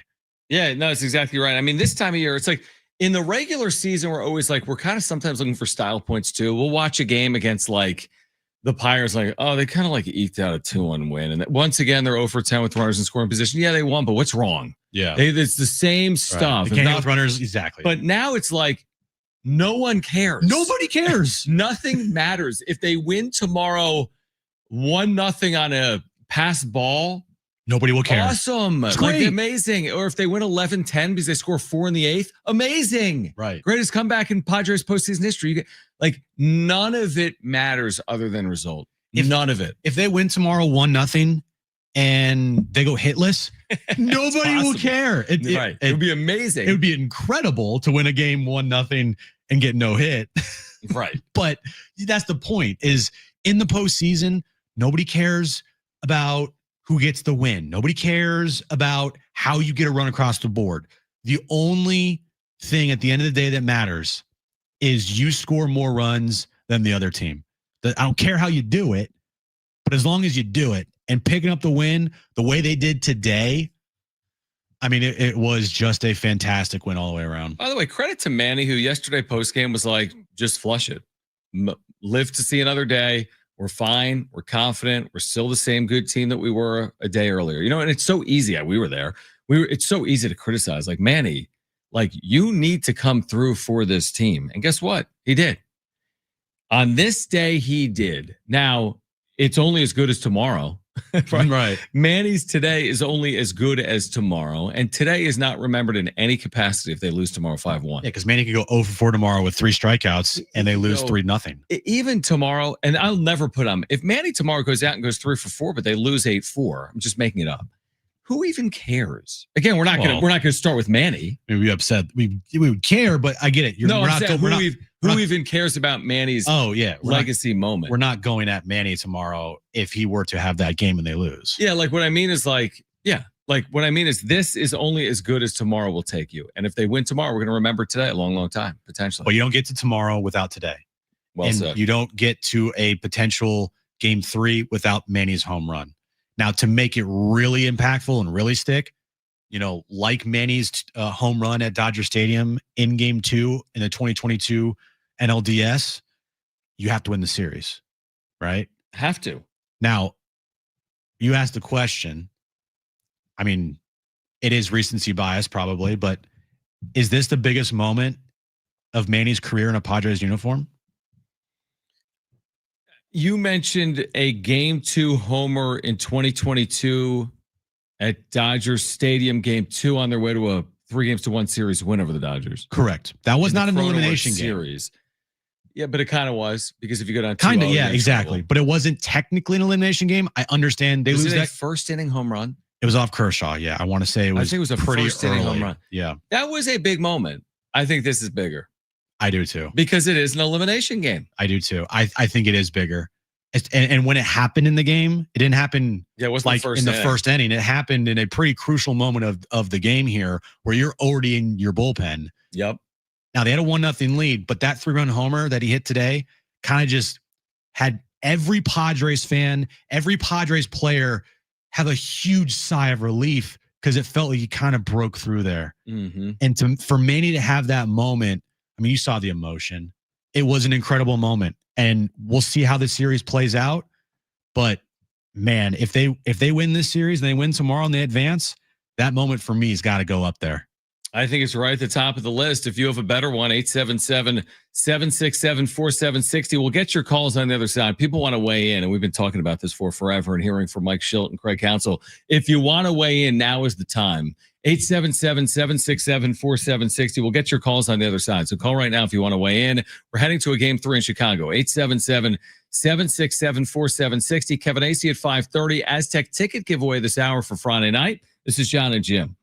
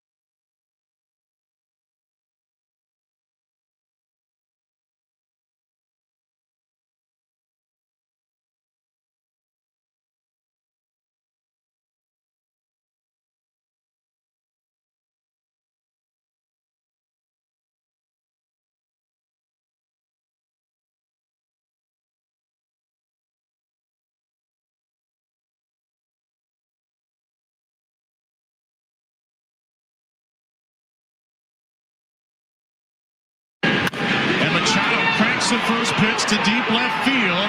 Ian Happ will watch it go. Manny Machado destroys a first pitch splitter. The Cubs do not turn to the bullpen, and Machado hits it over the bullpen. 3-0 San Diego. Kevin Brown, man. Big game caller Kevin Brown, who we had on 2 days ago? Yep, Monday. On Monday. Taught him everything he knows, right? No, not really. But he interned for Jason Benetti in Syracuse. They both went to Syracuse. And Benetti's one of your good friends. Yeah, Benetti was in my wedding or at my wedding. Oh, must be nice. Kevin wasn't. Take that, Kevin. Here's where I'm upset at Kevin. And I might text him right now. You didn't credit Jim when you used his stat of the Padres being just 1-9 against playoff teams in road series this year. Well, if the Padres win tomorrow, then he 2-9. can end the game with, and when they're analyzing it, the Padres coming into this series were 1-9, and now they're 2-9, thanks to the stat by Jim Russell in San Diego. There's a reason why he does play-by-play and you don't. Yeah, I would never do play-by-play. Okay. Now, Kevin, that was a good call. And by the way, he worked in the call. The decision by Craig Counsell to stick with Shildt Imanaga in the call. Yeah, and not go to the bullpen. They were questioning it in real time because everyone was questioning it. Except for Craig Counsell. Except for Craig Counsell. All right, let's go to the phones here if you want to weigh in. 877-767-4760. Kevin Hasty will join us live at 5:30 from Chicago. We're giving away Aztec tickets for Friday night coming up in the next 30 minutes or so. And Richard is on line one. And Richard, you're on with Jon and Jim. Gentlemen, thanks for taking my call. Yeah. Calling you from Boston. I called you last night. Just wanted to touch on a few things and get your feedback. Did you guys see Marty's post, by the way, earlier today from Murphy's, what the sign said? I did, yeah. So I wanted you guys to know that tonight is the first night of the Yom Kippur. And on the first night of Yom Kippur in 1984 was the Garvey home run, just FYI. Oh, okay. Yeah. Listen, I just wanted to talk to you real quick about Manny. He hit a home run in an elimination game in Philly in 22, put the Padres up 4-0. And the next half inning is when Mania and Clevenger gave up a bunch of runs. So just FYI on that. I think that was Soto, but I'll have to go back and look. No. It was definitely. Oh, was Manny? Was it Manny? It was Manny. I want to talk about this thing because Shilt's driving me crazy. I got to talk to you about this. So when the lineup came out yesterday and that third of the order, everyone was concerned about it. That's been the biggest problem in the series. That section of the order has been a rally killer. And today, I couldn't believe what he did today. He compounded the problem, but it's like he has a chip on his shoulder and he has something to prove, and he'll just keep going down that path. I can't believe he pulled Sheets out in the fourth inning. That was insane. You take a slugger out in the fourth inning. That drove me absolutely crazy. I thought that Vermin should have been moved up higher in the order today, which would have cured that problem. And then I just wanted to get your take on tomorrow in terms of use. I'm a little concerned because the Cubs seem to have trouble with velo, and Darvish is more of a finesse pitcher. And in terms of who you think they're going to use tomorrow, you think they're going to go to King for distance tomorrow, and you think they would use Rodriguez tomorrow instead of Estrada? Richard, appreciate Thanks, you, Richard. man. I gotta push back on Shildt. Everything Shildt did worked out perfectly.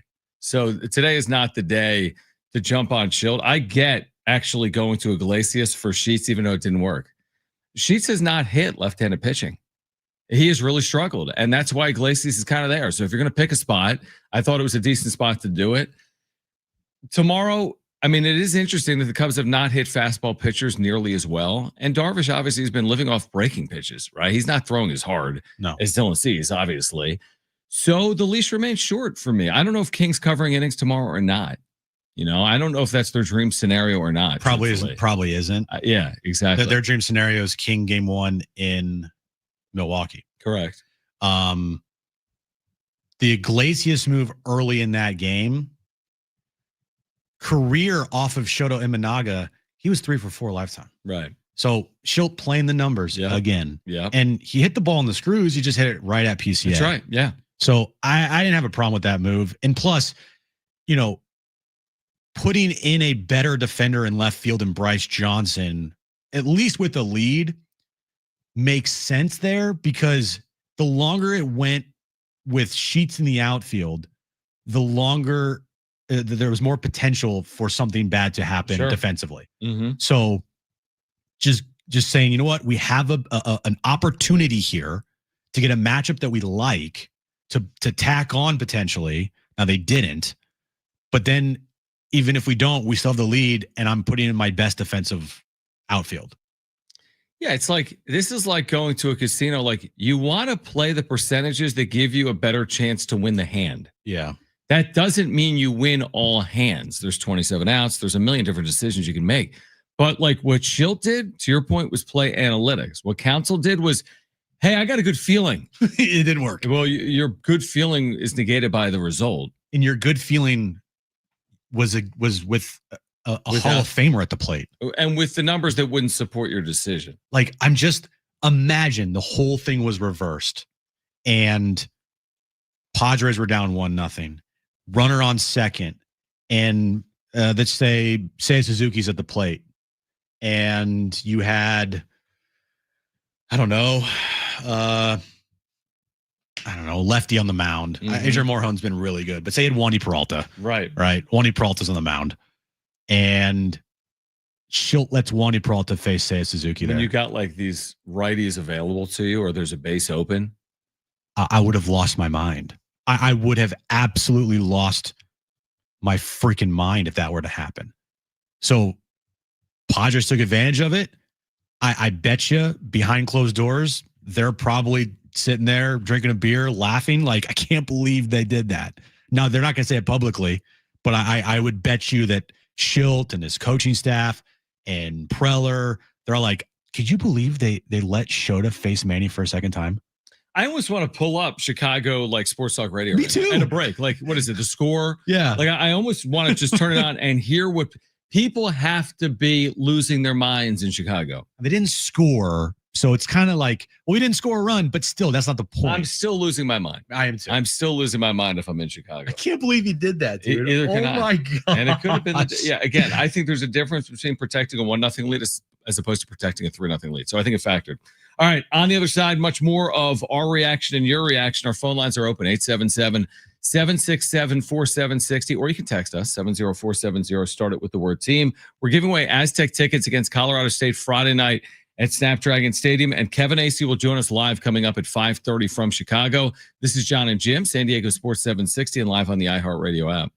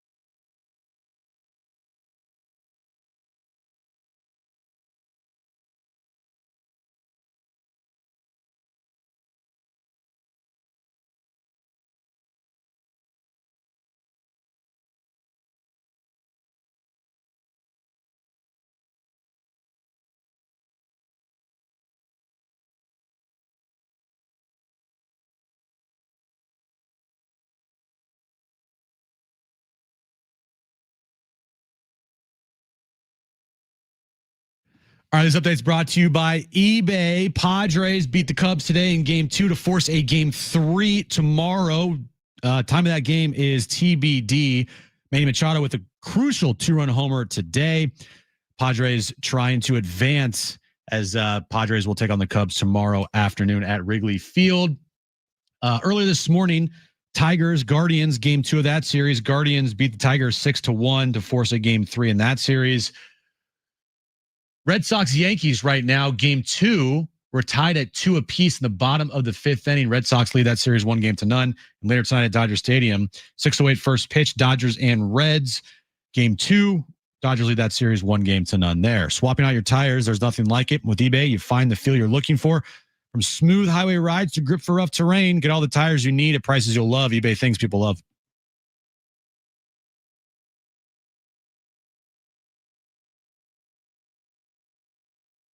All right, Jon and Jim, San Diego Sports 760. As Jim was speaking, the Yankees have taken the lead at Yankee Stadium, trying to force a third game in that series. Look, we know how this is going to go for us. Yankees are going to win. Dodgers are going to win. And what time will the game start tomorrow? 2 o'clock? 2 o'clock. What time does Jon and Jim start? TBD. But typically 2 p.m., right? Well, normally, yes, 2 p.m. every Monday through Friday. Whoever's in left field for the Red Sox just dropped the ball. Jaron Duran, good job, buddy. Just dropped the ball. 3-2 Yankees. Preller's like, I'm sick of this. Can't believe my boy dropped it. You know he loves Jaron Duran. I'm sure he's sitting there right now thinking about Jaron Duran. All right, coming up in 15 minutes, let's give away some Aztec tickets for Friday night against Colorado State. Tomorrow night is the Sean Lewis Show at 6 p.m. Tonight is SDFC Midweek Live. Coming up at 6 p.m. We're reacting to a Padres win over the Cubs to force a decisive third game. Kevin Acey from Chicago will join us coming up at 5:30. The pitching matchup, Yu Darvish, the former Cub, Jameson Taillon for the Cubs. Taillon's had a good year. Darvish has not. Darvish has had postseason success, and we're going to bank on some of that tomorrow. For Yu Darvish back at Wrigley Field tomorrow in Game 3. I went back and looked. His last 2 appearances at Wrigley Field as a member of the Padres. Okay. We have 13 innings pitched, 1 earned run allowed. 13 innings pitched, 1 earned run his last 2 appearances? At Wrigley Field, yes. And that was what, 2022 and 2024 or something? Yeah. 2022. I don't know the exact year. I just looked through the game logs here, but that's his last 2 appearances at Wrigley Field. 13 innings pitched, 1 earned run allowed. He had a great, and I mean fantastic outing in 2022. 8 innings, 1 earned run. I think that was it was, I forget who was on the Cubs that time. It wasn't Shildt, because Shildt was a rookie last year. But yeah, he was phenomenal in that game. So his last 2 outings at Wrigley Field have been really good.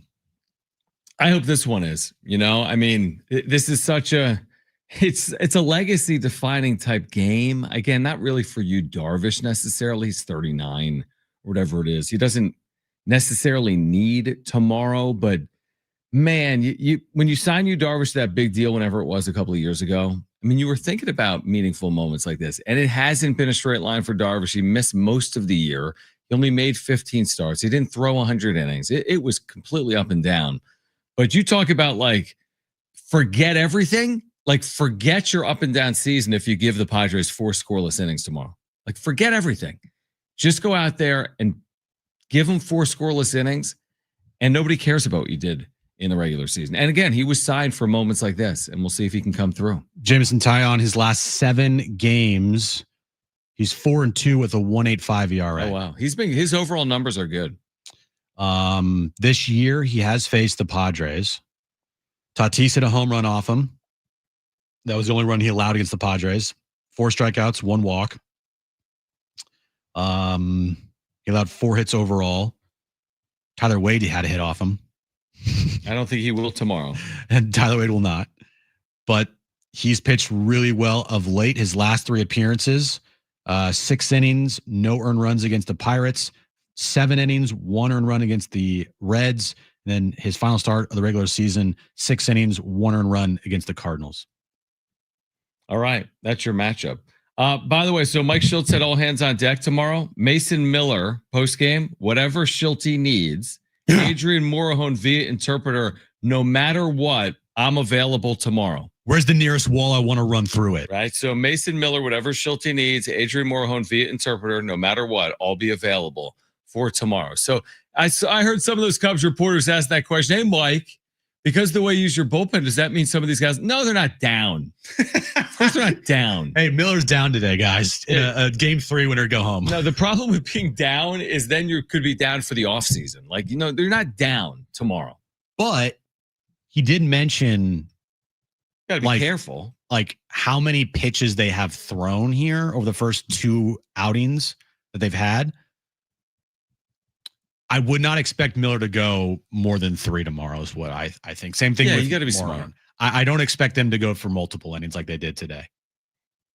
Yeah, I don't expect that, but I do expect them to appear with a lead. I do too, but also because of that, that takes away your the opportunity to have those guys close out a game like you did today. Cover all those innings. Like, yeah. All of a sudden you're going to need Wandy Peralta or Jeremiah Estrada for an inning. Someone's going to have to cover an inning that wasn't covered today.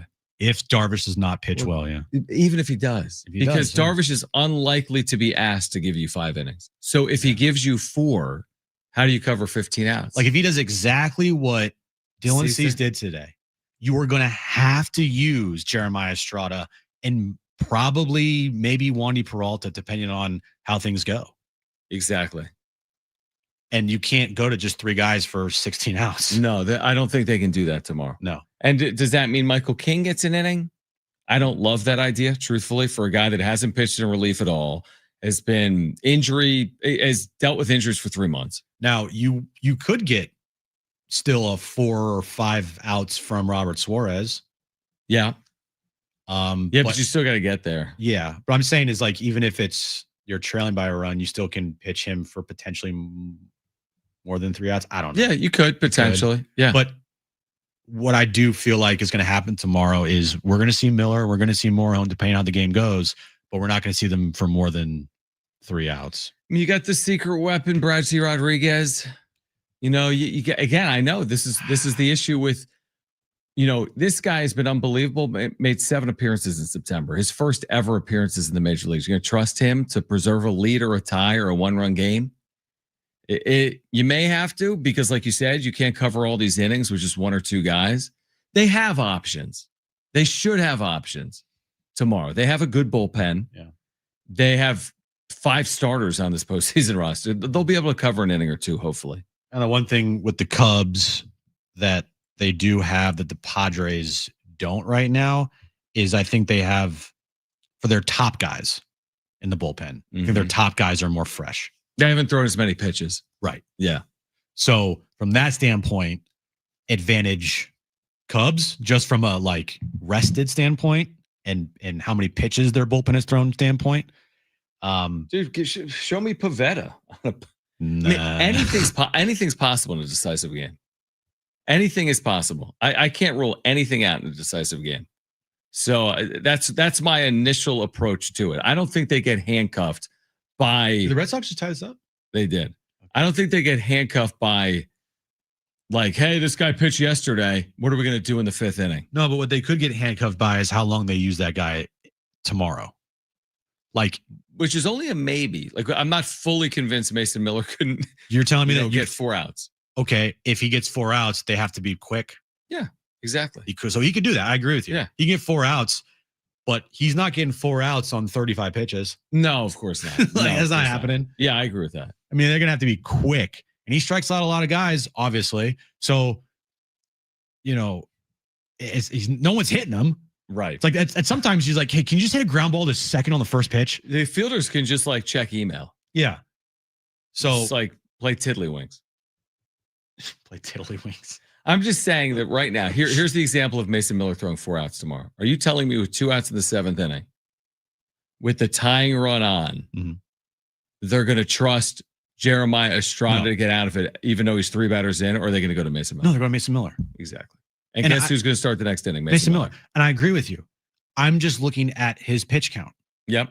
And if he's cruising still, then they might push it. But if he, today, the second that he hits the dude, I forget who he hit. Yeah, on the foot or whatever. It was like, all right, we're done. Yep, we're done. Right. And that's how tomorrow kind of feels like if Mason Miller is cruising and then all of a sudden it's like, oh, you just walk somebody, like you're done. Yeah, you're right. Like and you can't go, there has to be a limit. You have to think about not only Mason Miller, but like there will be a thought in the back of everybody's mind if they are leading late of like the next series as well. I know that you have to worry about winning this series, but there's still is going to be a little thought of like, we can't just burn this guy and just leave him out there, even though he's mowing down these dudes. There has to be some thought of like, all right, his arm, his career, like Mike Shildt said today. Of course. Those are huge things. These guys are maxing out. 104.5 miles per hour today. Yeah, back-to-back days. Miller's maxing out. I mean, Shildt said postgame they've only had 2 Padres this year throw 3 straight days. But he also said, we've saved it for now. And by the way, this is the only time they're going to be asked to do it this postseason if they even are fortunate enough to advance. There's off days coming up. Yeah. There's no 3 straight games in the postseason from here on out. No. If they can advance. So if you can do it now, you're really putting yourself in a position where you can be successful moving forward. There's so many off days moving forward. So listen, I don't want to say at the end of the season, hey, they would have won, but Mason Miller threw 16 pitches the 3rd straight day and they didn't trust him to go 20. I mean, that would be a cruel. Like you got to go with how he feels. If the guy feels good enough to get 4 outs, then he can get 4 outs. That's what I would say. If you throw 16, 17, 18 pitches to get 4 outs, then that's great. But the thing is, though, if he were to do that, like today, they extended him for more than 4 outs. You won't be able to do that tomorrow, is what I'm saying. And Moreho's not covering 7 outs, which is what he covered today. Mason Miller's not covering 5 outs. Yeah, that's also. I'm a little more worried about Morejon than I'm Miller. 7 outs is a lot. And he pitched in 3 different innings. Well, obviously 7 outs. Has Morejon pitched on back-to-back days all year long? Well, only 2 guys have, so unlikely. Only 2 guys have, and maybe he has. But I mean, at this leverage, right, with this type of scenario, of course not. All hands on deck. But also has he been taxed like this? No, I mean, obviously these guys are gonna. They're going to be sore. This is not what you normally deal with until this time of the year. You hope that the loss of Jason Adam doesn't rear its ugly head tomorrow either. Fair point. You could use that extra pitcher. Hell yeah, you could. Yeah, you really could. Because again, I'm not expecting you, Darvish, to be asked to go like 5 innings. And I'm not either. And I'm also not confident with Jeremiah Estrada in a big time situation. Either am I. No, you especially need like late a in the game. 4-run lead. If you're putting Jeremiah Estrada maybe in like the 4th, yep, you have get time, a final out. You have time to overcome potentially if he gives up a run or 2. Yep. 7th, 8th, no chance. I agree with you. All right, we'll give away Aztec tickets on the other side for Friday night at Snapdragon Stadium, the conference opener for the Aztecs against Colorado State. Kevin Acee will join us live from Chicago coming up at 5:30. We're here until 6, reacting to a Padres win over the Cubs, forcing a Game 3 of the Wild Card Series tomorrow. This is Jon and Jim, San Diego Sports 760, and live on the iHeartRadio app.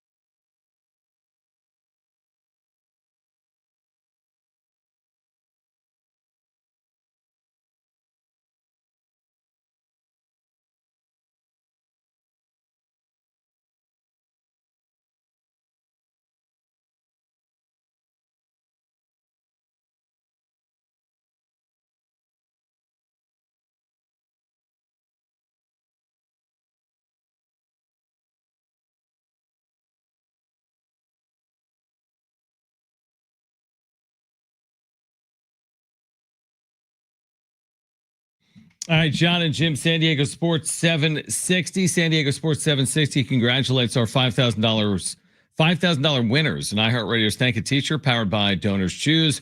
Still time for you to nominate a public school teacher making a difference, and maybe they'll be one of our next winners of $5,000 to make over their classroom. Help us say thank you to the educators shaping our future. Nominate your favorite teacher now at iHeartRadio.com/teachers. We're giving away Aztec football tickets for Friday night. You can hear it at 7:30 right here on 760. We have 2 free tickets we'll give away in about 7 or 8 minutes, and Kevin Acee will join us coming up at 5:30. We talked to Kevin on Monday, and it was like, well, talk to you on Wednesday either about heading to a game 3, Padres advancing, or Padres season over. Just those possibilities. Just 30 hours ago. And 24 hours ago, it was looking like we were going to be talking to Kevin about a long offseason for the Pods. But you and I, to our credit, as people freaked out yesterday, and they'll freak out again tomorrow if it doesn't go well, and rightfully so tomorrow, because that's the finality. But you and I kind of like kept people, off the ledge, so to speak. Like, okay, it's a 3-game series. Mm-hmm. They're a win away from putting pressure on the Cubs. Like, that's what we said yesterday. They're a win away from putting pressure on the Cubs. And here we are 24 hours later, and that's what happened. I mean, the Cubs are in the state of what happened today. What was this decision with Manny Machado? Where do we go from there? And the Padres should be the confident team right now. Yeah, not one time yesterday can I remember us saying, season's over. No, you might have tweeted it once or twice. I actually never did. I never did, because in baseball, in a short series, I do feel like momentum's a thing. I do. I feel like it can change very quickly, and it can help lead you to either a series win, or it could end up being your downfall to why you lost the series. And it could change quick. Right. And just winning a game at Wrigley Field, I didn't feel like it was this crazy, unthinkable thing that could happen. Like, I thought that the Padres could win a game out of the first 2. That's why I said Padres in 3. I didn't think it was going to go sweep either way. Now, losing game 1, the pressure is clearly all on you to win, because if obviously you lose, you're out, Jim facts. But, as we talked about for game 1, there was like 4 or 5 moments in that game. Didn't go the Padres' way, went the Cubs' way, and the Cubs won.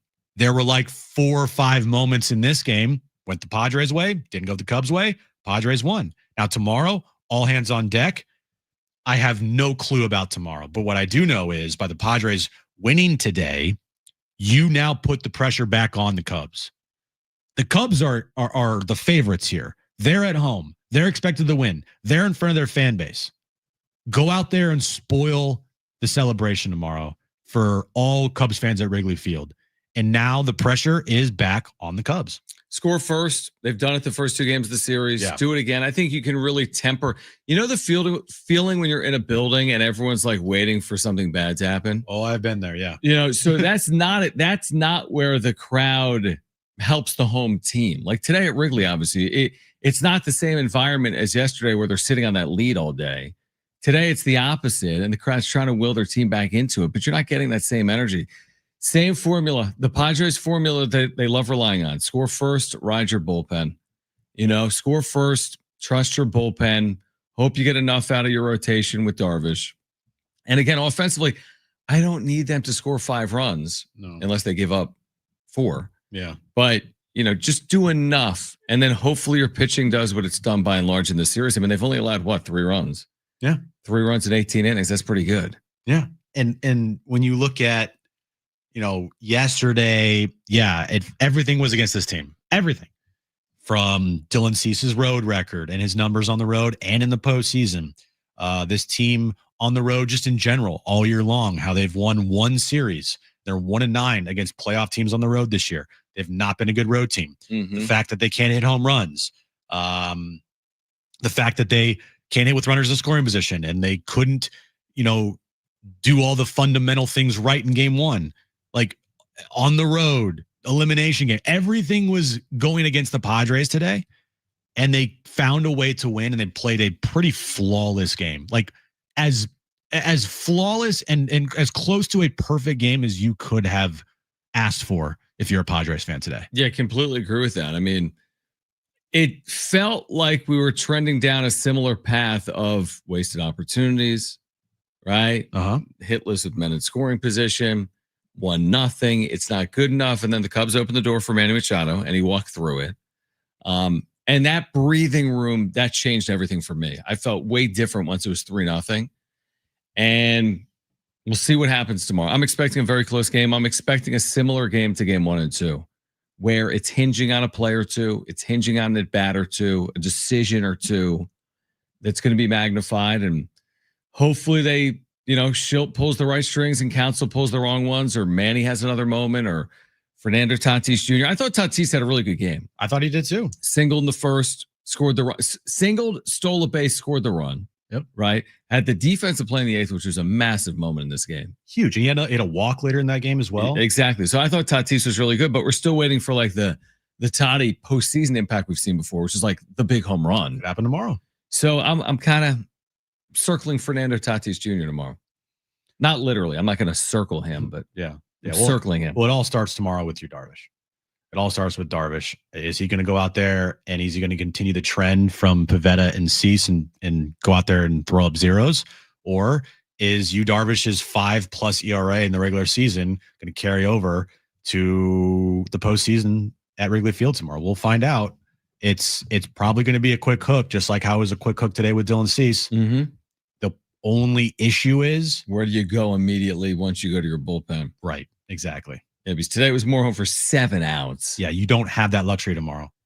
Yeah, someone is going to have to step up in that bullpen. Yep. Someone for Peralta, like 1 to 4 Estrada. outs. I think you're going to see Peralta and Estrada in that lane. Yep. If Darvish does struggle, or if he is in a position where, has a couple runners on or a runner on and Shildt wants to go to the bullpen. Completely agree. I think there's that. I'm calling it like best case is like 1 or 2 outs. Worst case is like 4, 5, 6 outs. You're trying to find who is that pitcher or pitchers to cover those 1 to 6 outs. Because if you're the Cubs and you're Cubs fans, what you're doing is you're making sure that Mason Miller does not enter the game with a lead. Right. Because it's hard to win. Because if Mason Miller enters the game with a lead, you're probably in the 7th or the 8th inning, and he's been unhittable. And now the chances of you winning go down dramatically. Now Suarez, it's a little bit of a roller coaster at times, right? But that's what you're trying to avoid if you're the Cubs. Avoid the Mason Miller's in the game with a lead scenario. Completely. Absolutely right. All right. Tomorrow, we don't know the time, but we will coming up later tonight. All right. We promised you tickets to see the Aztecs Friday night at 7:30 at Snapdragon Stadium. Guaranteed Padres off day. Win or lose tomorrow, Friday night, because it's an off day. They play Saturday if they win. They wouldn't play Saturday if they lose. But if you want to go Friday night to see the Aztecs and the Colorado State Rams, San Diego State's 3-1. Caller 7, you are going. We have 2 free tickets Friday night at Snapdragon Stadium. Call 877-767-4760 right now if you want 2 free tickets to see the Aztecs take on Colorado State on Friday night. San Diego State playing its conference opener and 3-1 overall. 877-767-4760. Tickets are available at goaztecs.com. Kevin Acee will join us at 5:30. More post-game reaction. The Padres will see a 3rd game of the Wild Card Series. This is Jon and Jim.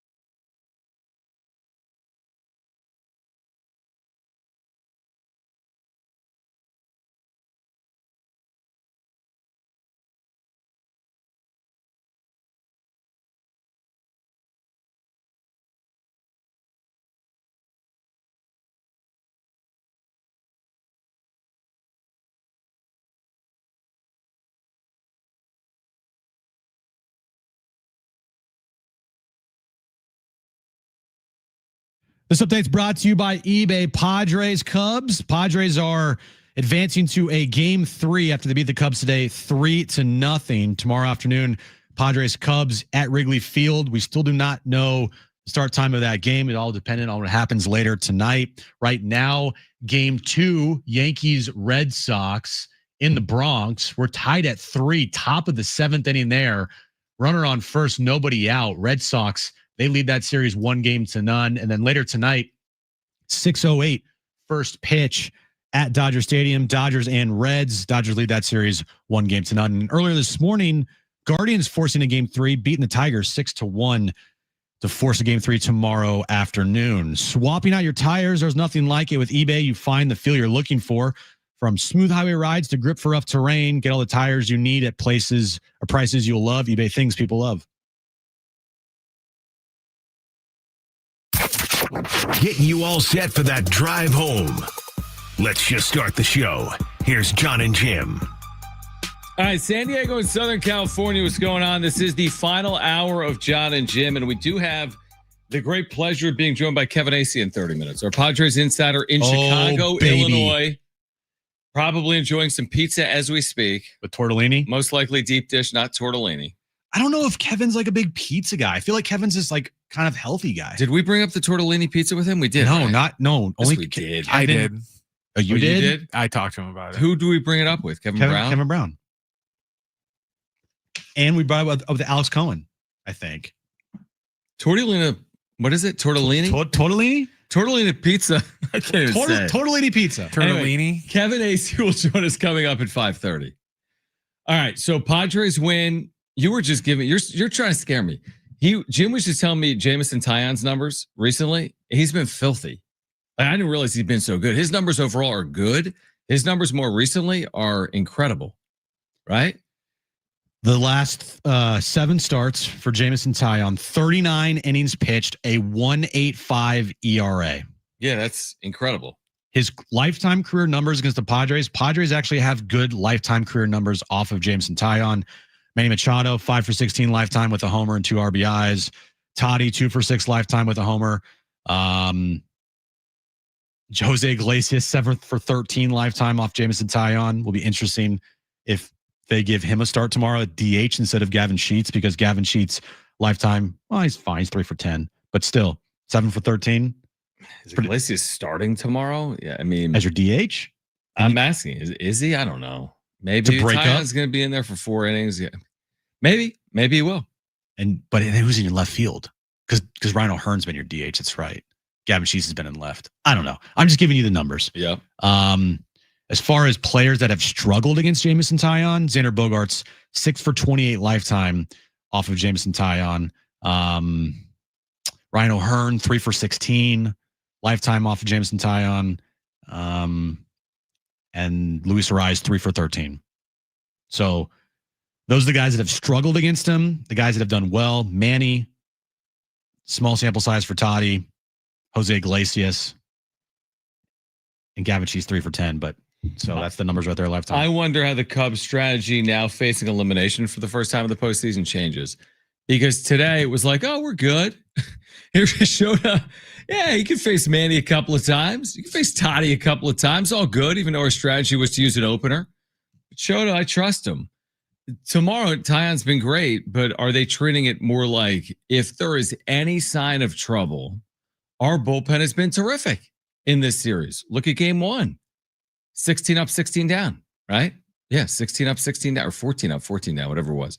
Today, their bullpen was good. It was Shildt that allowed the 2-run home run. So if there's any sign of trouble, are they going to stick with Jameson Taillon beyond an inning or 2? I don't think that's assured. And that's why also you have to be cautious with your starting lineup, because Taillon might not be long for the game.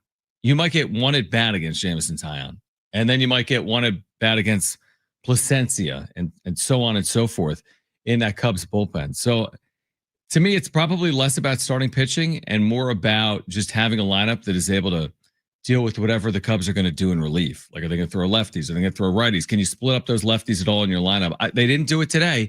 They had 3 straight lefties in their lineup again today. My guess is they have the same lineup tomorrow. I just typed in Craig Counsell on Twitter, just to see Are like people critical? what people are saying. Are people on social media saying mean things? They're saying mean things about Craig Counsell. Yes, really. It's not going well for Craig Counsell on social media. I can tell you that right now. The score in Chicago, kind of losing their mind a little bit here.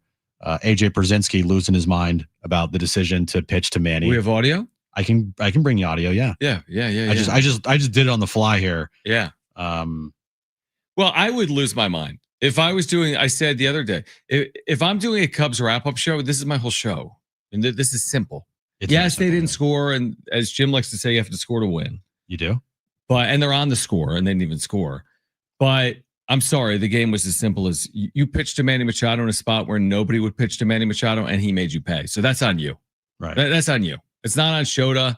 That's on you, Craig Counsell. And can you overcome that? Like, if I'm the players and like, I'm like, what was that about?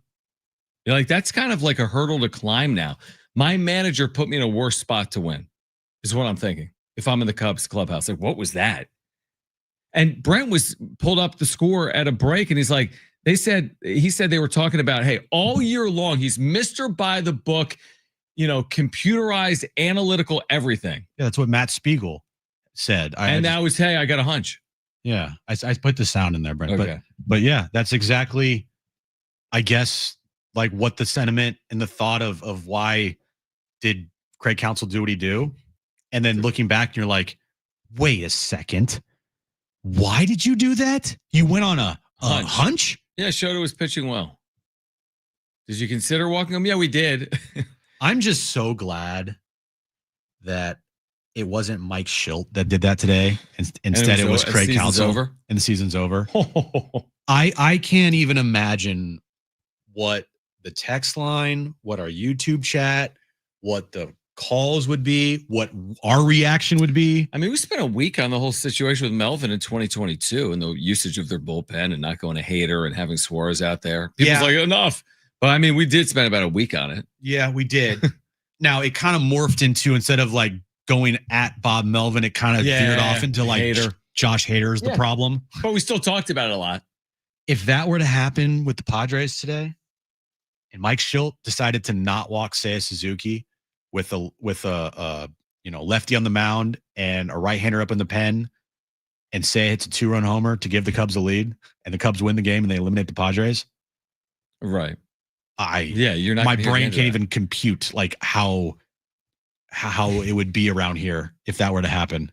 Thankfully, that didn't happen. And listen, tomorrow's another day where we're going to be talking about decisions. I have a pretty good feeling we're talking about decisions. The decisions of Mike Shildt, the decisions of Craig Counsell, and like you got to be perfect tomorrow if you're Mike Shildt. And I thought he managed very well. I mean, he managed beautifully here today.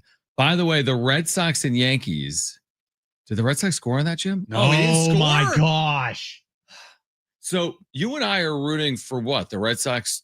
We're making a decision based on the start time of the Padres game for tomorrow, right? Yeah, I know. Yeah, for me personally, I want Red Sox Dodgers tonight. That means game time's 4:38 tomorrow. You want the Red Sox and the Dodgers to win. Yeah. So you're rooting for the Dodgers. Brent wants Yankees, and who cares? Because then he can watch the game here because he can't watch it at his home. So will you be like, how hard are you rooting for the Dodgers? You getting home and like, honey, I'm not rooting for the Dodgers. I just know they're going to win. Like come on, it's the Reds. Like the Reds have no shot. Last night they made it interesting for a second, but they were down like 8-0. Yeah, say after they're down 10. Yeah, 10-2. Or I would root for this as well. Okay. Yankees Reds. Yeah, but the problem with rooting for Yankees Reds is the Reds are unlikely to win. I know. Like, so if the Yankees win, the Dodgers tonight at home are minus 300. The Dodgers tonight at home are minus 300 in the postseason. Yamamoto, Zach Littell. It's like the first pitch yesterday. Ohtani hits one 500 feet. God. And he hit another one later. He hit one like it went 452. It was like the hardest hit ball in StatCast era or something. It was insane. It was incredible. Well, did you see that one meme going around about the Reds about how they didn't have a single player that hit 25 home runs and they didn't have all these things, but they somehow made it into the playoffs. Yeah, well, because they won 83. I mean, they won 83 games. To the Mets, you're like, are you serious? I mean, they're going to get smacked by the Dodgers anyway, probably. But remember, we spent so much time talking about payroll But guess what? The Mets spent a lot of money. They spent the most money ever. It was incredible. $750 million. None of it deferred to miss the postseason. To miss the postseason. And then, by the way, Reds. It was more because they also re-signed Alonso. And they made other moves as well. So listen, I like the money too. I'd prefer to spend. We've talked about it, but that dynamic is always an important one, but it's not the end all be all. What's the payroll difference between the Dodgers and the Reds? A lot. Yeah. The payroll difference between the Dodgers and everyone other than like the Mets is a good amount in the National League, including the Padres. But at this time of year, man, we've talked about this a lot. Like, whatever. If the Padres face the Dodgers in the postseason, I'm not worried about the payroll discrepancy. Tell you one thing. The last 2 days have been phenomenal if you're a baseball. Great baseball. I've enjoyed every game. I've been watching them all intently. Now, the Tigers-Guardians game today turned out to be a kind of blowout. Did Trevor Story just get a grand slam? Did Trevor Story? No, not he even didn't. close, actually. Oh, my gosh. I thought that was gone, dude. This game is insane. This is hilarious. Who's that for the reaction of whoever came out in relief? Is he like a WWE wrestler? He's like doing like a finishing move. What's going on? Who is that guy? He's very excited. Who was the Dodgers pitcher that everyone hated around here? It's almost fun. Oh my God. Gratterall. Look at this. Is that Brusdar Gratterall's like cousin? What is happening right now? I have no idea. Yankees and Red Sox tied at 3, 7th inning stretch at Yankee Stadium tonight. Coming up in 1 hour, Dodgers Reds game at 2. You see, even their own dugouts kind of just looking at him like, dude, what is he doing? What are you doing, man? Game is tied at 3. All right, so Kevin Acee, what do we have for Kevin Acee, Jim? Everything. I mean, Craig, I wanted to hey, Kevin, what are you thinking in that spot when they pitched to Manny Machado? Like, this is probably a bad decision, right?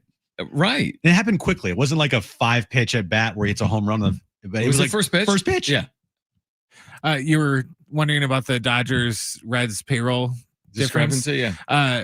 On opening day, the Dodgers payroll was $354.8 million. On opening day, the Reds was 116.1 million. So they have a 3 times. They've spent Over 3 times the money. million. And guess what? It showed last night. You think? It showed last night the way the Dodgers played. All right, we'll take a timeout. More of your reaction. If you want to weigh in here, you're driving home. Padres have forced a game 3. 877-767-4760. Can they complete the come from behind series win? We're going to find out, obviously, at some point tomorrow. 877-767-4760. And then Kevin Acee will join us live from Chicago coming up at 5:30. So we react until 6 p.m. We'll have a wrap-up show for you tonight, obviously, as well on YouTube. Just search for The Wrap-Up Show. All right, Kevin Acee in 15 minutes. This is Jon and Jim. Stay with us.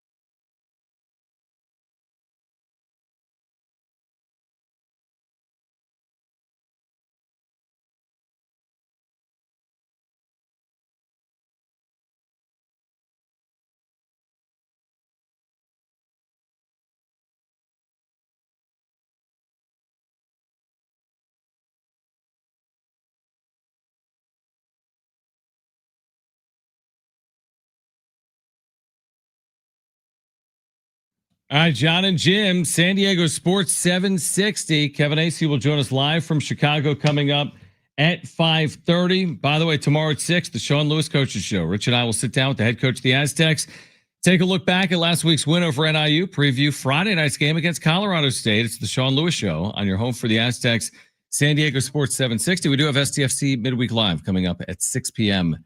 here tonight. So Padres have forced game 3. Earlier, Cleveland forced a game 3. Tonight, the Yankees are trying to force a game 3.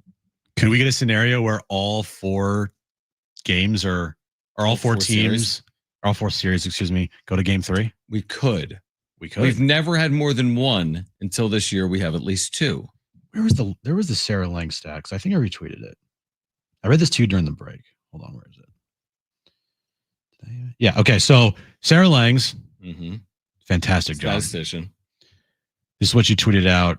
Of the 20 teams to lose game 1 in a best of 3 wildcard series entering 2025, just 4 had forced a game 3 and none had done so while playing on the road. In postseason history, teams are only 64 and 66 in winner-take-all games in their home ballpark. So home teams are under 500 in decisive playoff games. It kind of makes sense. Pressure? Pressure, yeah. Under 500. That's crazy. Right? Like you wouldn't say the same in the NBA. No way the NBA teams are under 500 home. No chance. You wouldn't say the same in the NFL. No. Home teams aren't under 500. No. Baseball, home field matters in the postseason, but we have seen, and to this point here from Sarah Lang's, I mean, you're only as good as your next day starting pitcher or the next day's pitching staff. True. How well you pitch. And when you're at home, the pressure of the home team, I do feel like it can get to teams. I mean, we're talking about, you bring up an interesting point. We're talking about the Chicago Cubs. Yeah, not their history. Their history has some ups and downs, right? It's not like every time they play at Wrigley Field, they win. Their playoff history is littered with, opportunities like the one that they have right now. It doesn't mean they're necessarily going to capitalize on it. It's just such a big stage. I mean, just to play in a game like tomorrow, both ways, it's just such a big stage, you know? And whenever you're in a win or go home game in the postseason, man, those games, they can be excruciating. They can be so fun, especially if you win. And we all saw 2022 game 3 on the road against the Mets. Now it turned out to be a blowout game, but like I'm imagining it to be a close game tomorrow. And if it is, if you're a nail biter, you might want to wrap your nails up because you might not have any nails left tomorrow if it is a close one. The reason I bring it up though, it's like how many times Manny Machado's in his 14th year. How many times has he played in a winner take all game in his career? I don't know the answer, but it's not like a million. Like you could spend 20 years in the big leagues and play a few of these. Win or go home game. Win or go home. Like you said, he played it in that Mets series in 2022. Last year at the Dodgers. Last year in the Dodgers. So that's 2 times as a Padre. Yeah, 3 times a Padre. 2020, game 3 here at Petco. Yep. Yeah.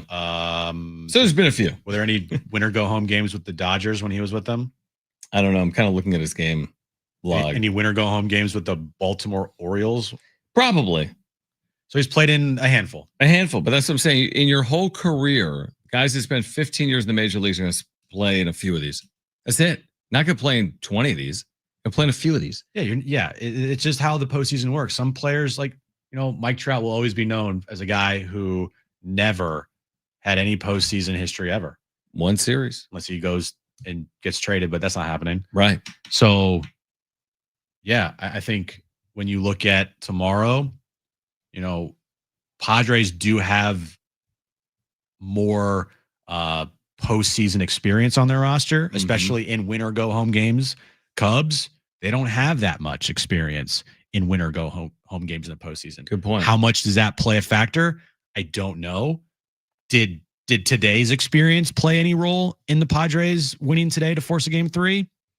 You could argue, right? But Craig Counsell's also been in the postseason before. It's not like this is his first rodeo. Right.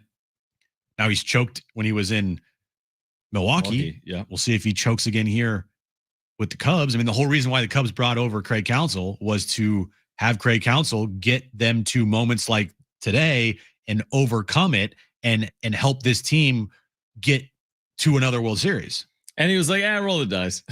Yeah, we're going to go with Imanaga against Manny. It's fine. By the way, Taillon's postseason career, 4 1/3 innings, 3 runs, a 6.23 ERA. He pitched in the postseason in 2022 with the Yankees. That's it. Twice with the Yankees in 2022, 4 1/3 innings, 3 runs, 6.23 ERA. Well, I mean, Dylan Cease coming in today had like a 13 ERA, 12.91. and he went out and they shoved. Yeah, he did. Credit to Cease. Hopefully, Taillon doesn't do the same thing. So those postseason numbers for pitchers, I mean, they mean something, but I don't know how much they mean, especially when they happened 3 years ago. Yeah, I mean, like Darvish's postseason numbers are good. Yeah, in his career, but he's pitched in the postseason a zillion times. I mean, look at this, how many outings he's had. He's got a 3.77 lifetime in the postseason. Fantastic last year against the Dodgers. He was last year in the postseason, 6 2/3 innings, 2 runs in the loss, and 7 innings, 1 run in a win at Dodger Stadium. Darvish's last outing before the postseason, Friday night last week, 5 innings, 2 earned runs. Mm-hmm. Would you take 5 and 2 tomorrow? I mean, I don't think he's getting an opportunity to go 5. What would you take? Would you take 4 and 1? I wouldn't take 4 and 2. I don't think. I don't think I would take that. Just take 3 and 1. Yeah, I mean, I think him allowing 1 run, you need to be able to overcome it. You take 3 2/3 and 1. Yeah, I think 1 run or less. Yes, anything more than 1 run, it's like the margins are thin here. Yeah. So hopefully he can keep it close, and then hopefully the bats can come to life tomorrow in Chicago. Let's get the latest from Kevin Acee. His thoughts on Craig Counsell's decision. Also, what's going to happen tomorrow with the Padres bullpen? Where do they turn with the usage here of Adrian Morejon and Mason Miller? Where do they turn first when Yu Darvish leaves the game tomorrow in Chicago? Kevin Acee is our Padres insider. Again, coming up at 6 p.m., SDFC Midweek Live. And then coming up tomorrow at 6 p.m., the Sean Lewis Show right here on San Diego Sports 760. But Kevin Acee, live from Chicago, our Padres insider, will join us next. Jon Jim, San Diego Sports 760, and live on the iHeartRadio app.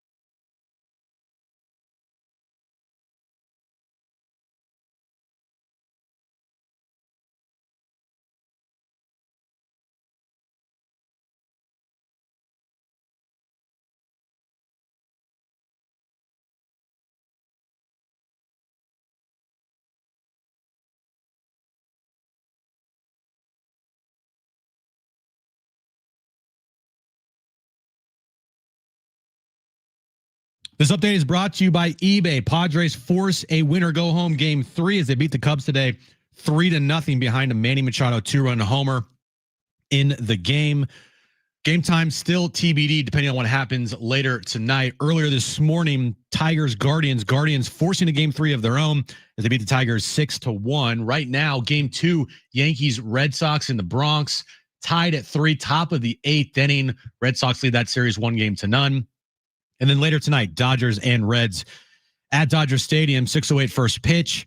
Dodgers have a 1-0 lead there. Swapping out your tires, there's nothing like it. With eBay, you find the feel you're looking for, from smooth highway rides to grip for rough terrain. Get all the tires you need at prices you'll love. eBay, things people love.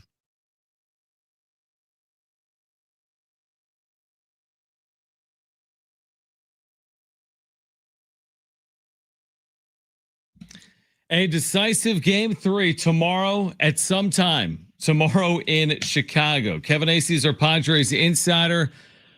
Kevin, you've been there for the first two. Obviously, tomorrow will determine who moves on. Let's start here because we've seen the usage of Adrian Morejon and Mason Miller. We know they're available tomorrow, but I wouldn't expect them to cover as many outs as they had to cover here today. Where do you think Mike Shildt turns, or what do you think the Padres are thinking when it comes to bullpen usage beyond the Morejons and the Millers come tomorrow? I would think that, pretty short leash on you. That's just the fact of the matter. And then you do have Michael King in the bullpen. And I would think that, that's a pretty attractive option, especially if you have to go to you early or get, replace you early and look for a place, hope that one of the many things they'll spend hours on tonight and maybe in the morning talking about is where can they get Morejon and or Miller to end an inning, right? To face one batter or something. Because they'll pitch them, but you can't. What those guys did the last couple of days and especially today was incredible, and it was a lot. That's part of why it was incredible. So you got to be careful there. And then you just hope you get it to a point by using Morgan, Bradley, Rodriguez, that you can go to Suarez again. And of course, there's Estrada, who's had a little bit of a rough time lately, but he's there and it's all hands on deck. So, it'll be a fascinating game, both sides. The Cubs probably used some guys they didn't want to today, but they didn't really have to. I would almost say, you figure, while their bullpen maybe isn't as good, they've been pitching well lately, and they're probably in better shape than the Padres, but I haven't fully looked into that. What were you thinking in real time when they decided to pitch to Manny instead of walk him or bring in a righty to face him? I guess my thing was, okay, they're banking on him struggling and they don't want to face Merrill there, but it's lefty on lefty. And I was a little confused, but then okay, I mean, I'm the other way, right? Okay, you believe in your guy out there. I guess there was also, who was the guy who came in next? I thought maybe they go there to him, but Council's explanation was that he had confidence in Imanaga. Because on the flip side, Shildt did what a lot of Cubs fans are wishing Council did previously in the game when he put a runner on, which was the go-ahead run, and then going to Morejon in that situation. I think just, I don't know if we'll see what happens tomorrow, but that kind of feels, if the Padres ended up go and win this series, kind of feels like that moment's the moment of the series potentially. Well, and they'll be talked about in Chicago forever, right? Luckily, they have their World Series, but this is the kind of place, kind of fan base, kind of history, kind of expectations. $8 million manager. That'll be a decision that's talked about for a long time if the Padres end up winning this, and it's one of those okay. I mean, you don't know what was going to happen afterward, but that is the manager's job to say, all right, I'm minimizing risk here. And like you said, Mike Shildt did it with Carson Kelly, and in a situation where it put a big run, potential big run on base. At the time, I was okay, I thought they were going after Manny, and that's what Manny said. It's kind of sucks. He didn't say that. He pointed out that he's struggling lately. Still, that is Manny Machado, and he rose to the moment. Kevin Acey's our Padres insider. So would you expect they face these two lefties, obviously by and large? I know Imanaga didn't start, but he came on. He had the bulk of the innings. The big loss for the Cubs heading into the postseason was Cade Horton. Yeah. So now they turn to Jamison Taillon, who's been very good here recently. Do you expect the Padres lineup to look identical in Game 3 as it looked against these lefties essentially in Games 1 and 2? I would think so, because those guys were, you know, I don't want to say like linking their chops and like facing Taillon specifically, but the idea of facing a right-handed pitcher was pretty exciting for those guys that are in the middle of the lineup there, or the bottom half of the lineup, I guess. So it's difficult to see. Look, I wrote about it, and I understand all of the arguments about how things, you know, could have been different in the lineup today or you know, yesterday. But this is the lineup to put out there to face this guy. So I know this is definitely a living in the moment take and recency bias, of course, what happened today.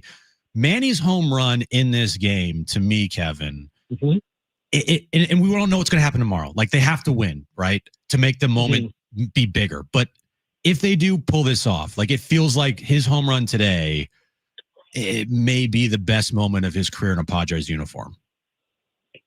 Yeah, he hasn't been great in the postseason, right? Like, I have my notes. Like, had he gone 0 for 4 today, I think he was below a 200 hitter. His numbers were pretty decent in 2022, but there weren't big moments. He did have that home run in Game 2 off of Kershaw. That was a big moment, but that was like in like the the first inning. But this was more of like a middle of the game, like kind of break open the game type of moment. I loved what Tatis said, and this is how big it was. It was big any game. But Tatis said a 3-run lead in the postseason is like an 8-run lead in the regular season. And when you've got the Padres bullpen, I mean, that's what they're banking on, right? These guys are human. They're fallible. We've seen it. But they are banking on the way that they used them today is the absolute ideal. And all of the guys, I think, I mean, the only thing they could have done better is, I guess, Mason Miller's not hitting the back foot of Bush with the slider. Other than that, the way they mapped it out, every reliever made it through the guy the maximum that he was supposed to make it through. That was incredible. It really was. Kevin Acey is with us right now. Let's talk about Dylan Cease. Much maligned, has struggled in his brief postseason career, came in with an ERA near 13. This was a pretty big moment, obviously, for not just the Padres here today, but for Dylan Cease, right? To kind of erase some of those. I don't know if it's full redemption on last year's Game 4 against the Dodgers, but at least it starts that process, what he did today, right? Hey, that's a really good way to put it. And like he said, you know, he wants another chance because, of course, this was a confidence builder. And he had talked yesterday about it being a big deal. And yes, and I'm glad that, you know, we're talking about it, and I'm glad he's getting credit, because some maybe who aren't kind of familiar or that you know, expect more, be like, oh, okay, his 3 2/3 innings was his longest start in the postseason. Big whoop. Like, that's what he was asked to do today, and he did it, and it was pretty darn good. I can't tell you for sure, but you could put this up there with his best performances of the season, given the lineup, given the moment, and given what he was asked to do and how he pitched. It was really good. Where would you rank that Mason Miller performance today? I mean, it's just incredible, right? Yeah, you put it together with yesterday and what he broke 2 records. They say, you know, when you guy throws 104.5 mile an hour pitch in the postseason, they say it's the longest ever, going back to at least 2008 when StatCast started tracking pitches. There weren't people throwing 104.5 before 2008. So we can say that he threw the fastest pitch ever in the postseason with real relative assurance. And then was it his 4 strikeouts later, or no, 3 strikeouts later, he reached 8 in a row to start his postseason career, which is a record. I mean, just phenomenal. Just everything that you could ask. I mean, basically since he came here, and then, I mean, he fixes stuff right away. I mean, at least he has, small sample size. He fixes mechanical things right away. His slider is really, really good. And then, I mean, give me a break. To adjust to that 104.5 when you're a hitter. Wow. And I mean, you know, he's the guy. He's the fireman. Look at the situations he's come in. and there's been a lot of debate about whether he should be the closer. Like, man, this guy has come in big moments against big guys and been everything that he was supposed to be when they got him. It's why you're willing to potentially trade away, high level prospects like they did in an effort to win in the postseason. Yeah, I mean, these moments matter, and obviously Mason Miller is a big reason why the Padres are still playing into a Game 3. I thought maybe the biggest moment of the game that has gotten some discussion, but not near the discussion of the Manny Machado situation with Shota Imanaga, was the play that Tatis made when Suarez came on. Off the bat, we're just watching on TV. I'm like, there's no way this ball is playable. Oh, it was in the corner. Yeah, I'm like, this ball's in the corner. Now I saw Tatis was shaded that way. I just think about it though, Kevin, because I feel like if he doesn't make that play, maybe it runs in. Who even cares? The tying runs at the plate. It's either 3-0 second and third or 3-1 with the tying run at the plate. You're only in the 8th inning. Suarez is going to have to work harder to get out of that spot and the 9th. He's done it so often that you can't take it for granted, but that was as big of a moment as Tatis has had in the field maybe this year. Yeah, I mean, of course, because of the playoffs, right? So how could I argue with that? For Tatis, it was fairly routine. Now, I guess the sun sort of peaked out or something on his way, and so it made it even harder. And I always love that when we get a little detail that puts it in perspective that it's even harder than maybe we thought.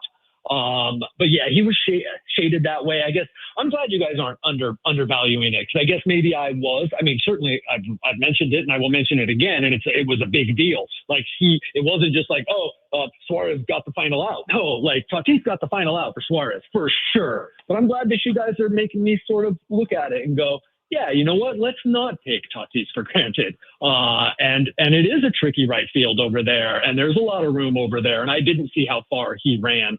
But maybe there is a little chance that I was taking it for granted because that's what the Platinum Glover is supposed to do over there. But you know what? That's the reason he's the Platinum Glover. And I think one of the reasons why John and myself are looking at that play as such a huge play is just look at his reaction. His reaction to me tells me that he made a great play, and that was a play that was a tough one. So I think his reaction. Yeah. Did you see my story before the postseason about what people have been saying about Tatis and just sort of cruising into the playoffs and all that stuff? And like, this is exactly what I expected out of Tatis in the postseason. Like I'm not trying to discount. Like, you guys made me kind of relook it. I'm going to go look at it. I'm going to check out the metrics on how far he ran, and I'm going to watch it again and all that stuff. But like, Tatis is just fired up yesterday and today, and that's the Tatis that everyone wants to see, right? Mm-hmm. Yeah, no, he had a great game today. Good things. Yeah, absolutely. Good things are happening. Yep, the double steal, the defensive play, the walk, like he had a great game today. And there's no doubt about it. Back to the bullpen here, Kevin. What do you expect as far as pitch limit here when it comes to specifically Miller and Morahone? Because you got back-to-back days where those guys are going to be pitching. Morahone, I think he threw 30-something pitches today. You had Miller in the mid-20s. What do you expect the limit on them to be? Like I said, I think they're looking for today, looking for spots tomorrow that could come up. That's how they go. We want to take Darvish to this batter, possibly this batter. We want to then, whoever it is after that, take this guy to that batter. And they're going to map out a bunch of different ways that Morahone, who, yes, faces righties too, but that there's one of these guys, really good left-handed hitters, is up, and that's the guy Morahone's taking down. And they hope that they hope there's at least one out. Right. He ain't facing more than 3 batters. I would think they're really going to try to get these guys into a situation where they could end the inning with an out. And because it was a lot. Now, Miller didn't throw that many yesterday, but he threw 27 today, a little shy of his season high, worked over 2 innings. But Morahone has done this a lot this year, maybe half a dozen or more times, where he worked parts of 3 innings, but worked 33 pitches, his most for our second day in a row. It's a lot, but yes, they'll be available, and I wouldn't know what the limit will be, but I will say this, and again, I speak Shildt pretty well. Before and after he said all hands are on deck, he spoke in a certain tone about what Morahone and Miller did today, which let you know that those are two guys that if they're used, it's going to be really finite. Final one, Kevin. I want your just reaction to it. Like the Padres are playing for their season tomorrow, like the Cubs, and here we are at 7:45 Central, where you are. They don't even know the time of the game because it's contingent on Yankees, Red Sox, and Dodgers, Reds. Does the team or does the media? Do people find this unique? We're kind of new in this era of the wildcard format. This is kind of unique, right? Yeah, this is weird. I mean, I was in the middle of so much stuff. I do want to ask people about it. Yeah. Obviously, in these certain situations, you're beholden to the networks. You just are. They're the ones giving you billions of dollars, right? Yep. So, and we know who runs it. And I know the people in San Diego are upset about these game times. Well, you're San Diego, and that's New York, Boston, and LA. And that's where the television sets are. Yep. So you're beholden to that. But this is crazy that Darvish doesn't know what time to wake up tomorrow. It's insane. That's what I was thinking. I'm like, is there some group text like, hey guys, get to the ballpark at this time. If this happens, it's kind of insane. And you might not know until 9:30 Pacific, 11:30 Central. Like it's crazy. That's crazy. That's right. insane. So it makes like, no sense. if the Red Sox win, that does everybody a favor because you know it's not the earliest time slots, right? Well, Yankees just took a 4-3 lead in the two. Yankees just took a 4-3 lead. So yeah, it's kind of crazy. Kevin, we appreciate you. We'll talk to you Friday, no matter what happens. We'll catch up with you Friday, whether it's from Milwaukee or from back here in San Diego. Yeah. Right on. I'll talk to you guys. Appreciate it. Kevin Acee, our Padres Insider, brought to you by the all-new Jamul Casino Resort. The Players Place, SDFC Midweek Live coming up at 6 p.m. We continue to react to a Game 2 win for the Padres and tomorrow's decisive Game 3 in Chicago on Jon and Jim.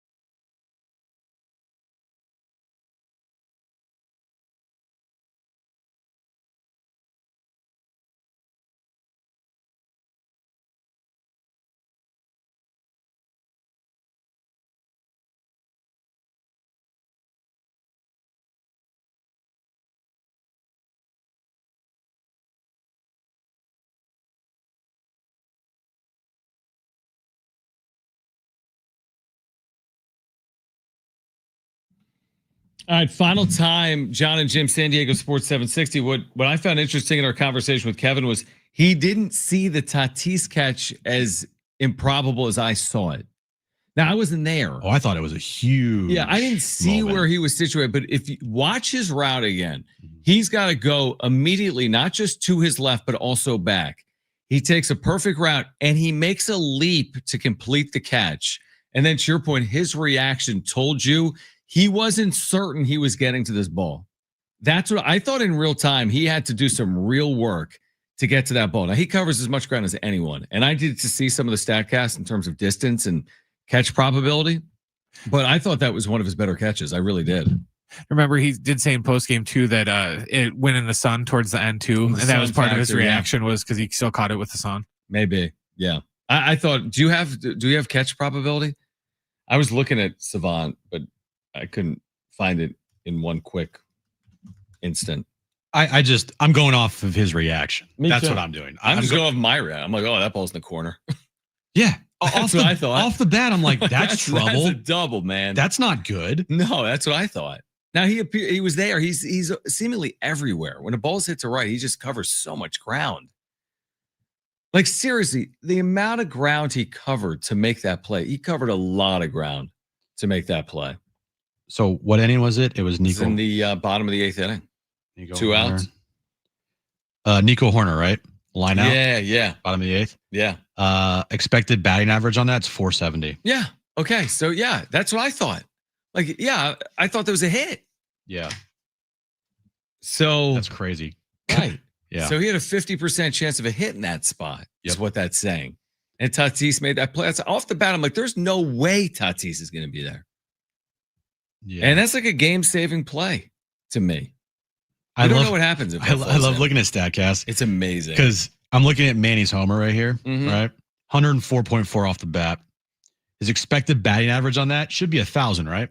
It wouldn't have gone out of every ballpark. 770. 770? I'm like, what? That went 404 feet. But it was a homer in 30 out of 30 ballparks. Yeah, so that's 1,000 then. That should be 1,000. Yeah, it's kind of weird. Hey, StatCast, what's going on here? Yeah, that is kind of weird. Your expected batting average for Manny's home run, that was a homer in 30 out of 30 ballparks, is only 770. Yeah, that doesn't make any sense. Why aren't we at 1,000 here, guys? What's going on? All right, so Yankees Red Sox goes to the 9th. The Yankees have taken a lead at Yankee Stadium, trying to force a game 3. It's 4-3 to the 9th. This will impact the Padres' start time tomorrow. Once this game goes final with the Yankees winning, the Padres will then be narrowed down to what, 2 start times for tomorrow? 2 or 3. 2 p.m. or 3 p.m. Pacific. Which is awesome. So the Padres will play at either 2 p.m. Pacific tomorrow or 3 p.m. Pacific tomorrow, depending on Dodgers Reds tonight, if the Yankees hold on and win game 2. Actually, I'm wrong. That's what I was wondering, dude. I'm totally wrong. There are 3 start times now. Oh, my God. You told me 2. I'm sorry. Here we go. Here's the 3 start times. If the Yankees win this game, the 3 start times that are still available are 12:08, 2:08, 3:08. Explain how. If the Dodgers win tonight, everything is the same. No. Oh, yeah. If the Dodgers win tonight, it's 2:08. The Red Sox come back here, it potentially could be 4:30. Dude, there's so many. Stop. This is the problem. This is why if I'm Shildt, like, guys, just I'll call you. All right, here's the easiest thing. Is Yankees win, Reds win, Padres, Cubs tomorrow 12:08. That I do know. Yankees win, Reds win, Padres, Cubs at 12:08. Yankees win, Dodgers win, Padres 2:08. What happened to the 3:08 you were throwing out before? I don't think that's in play now. I don't know, dude. All right. SDFC Midweek Live is coming up on the other side of a break. Join us tonight. We will have a wrap-up show. Isn't that exciting to break it all down for another 90 minutes or so here tonight? If you missed anything today, sportssd.com, iHeartRadio app, iTunes, TuneIn Radio, or Spotify. Darren Smith, Adrian Garcia Marquez standing by. SDFC Midweek Live on the other side. For Brent and Jim, I'm Jon. Keep it here at San Diego Sports 760. Okay.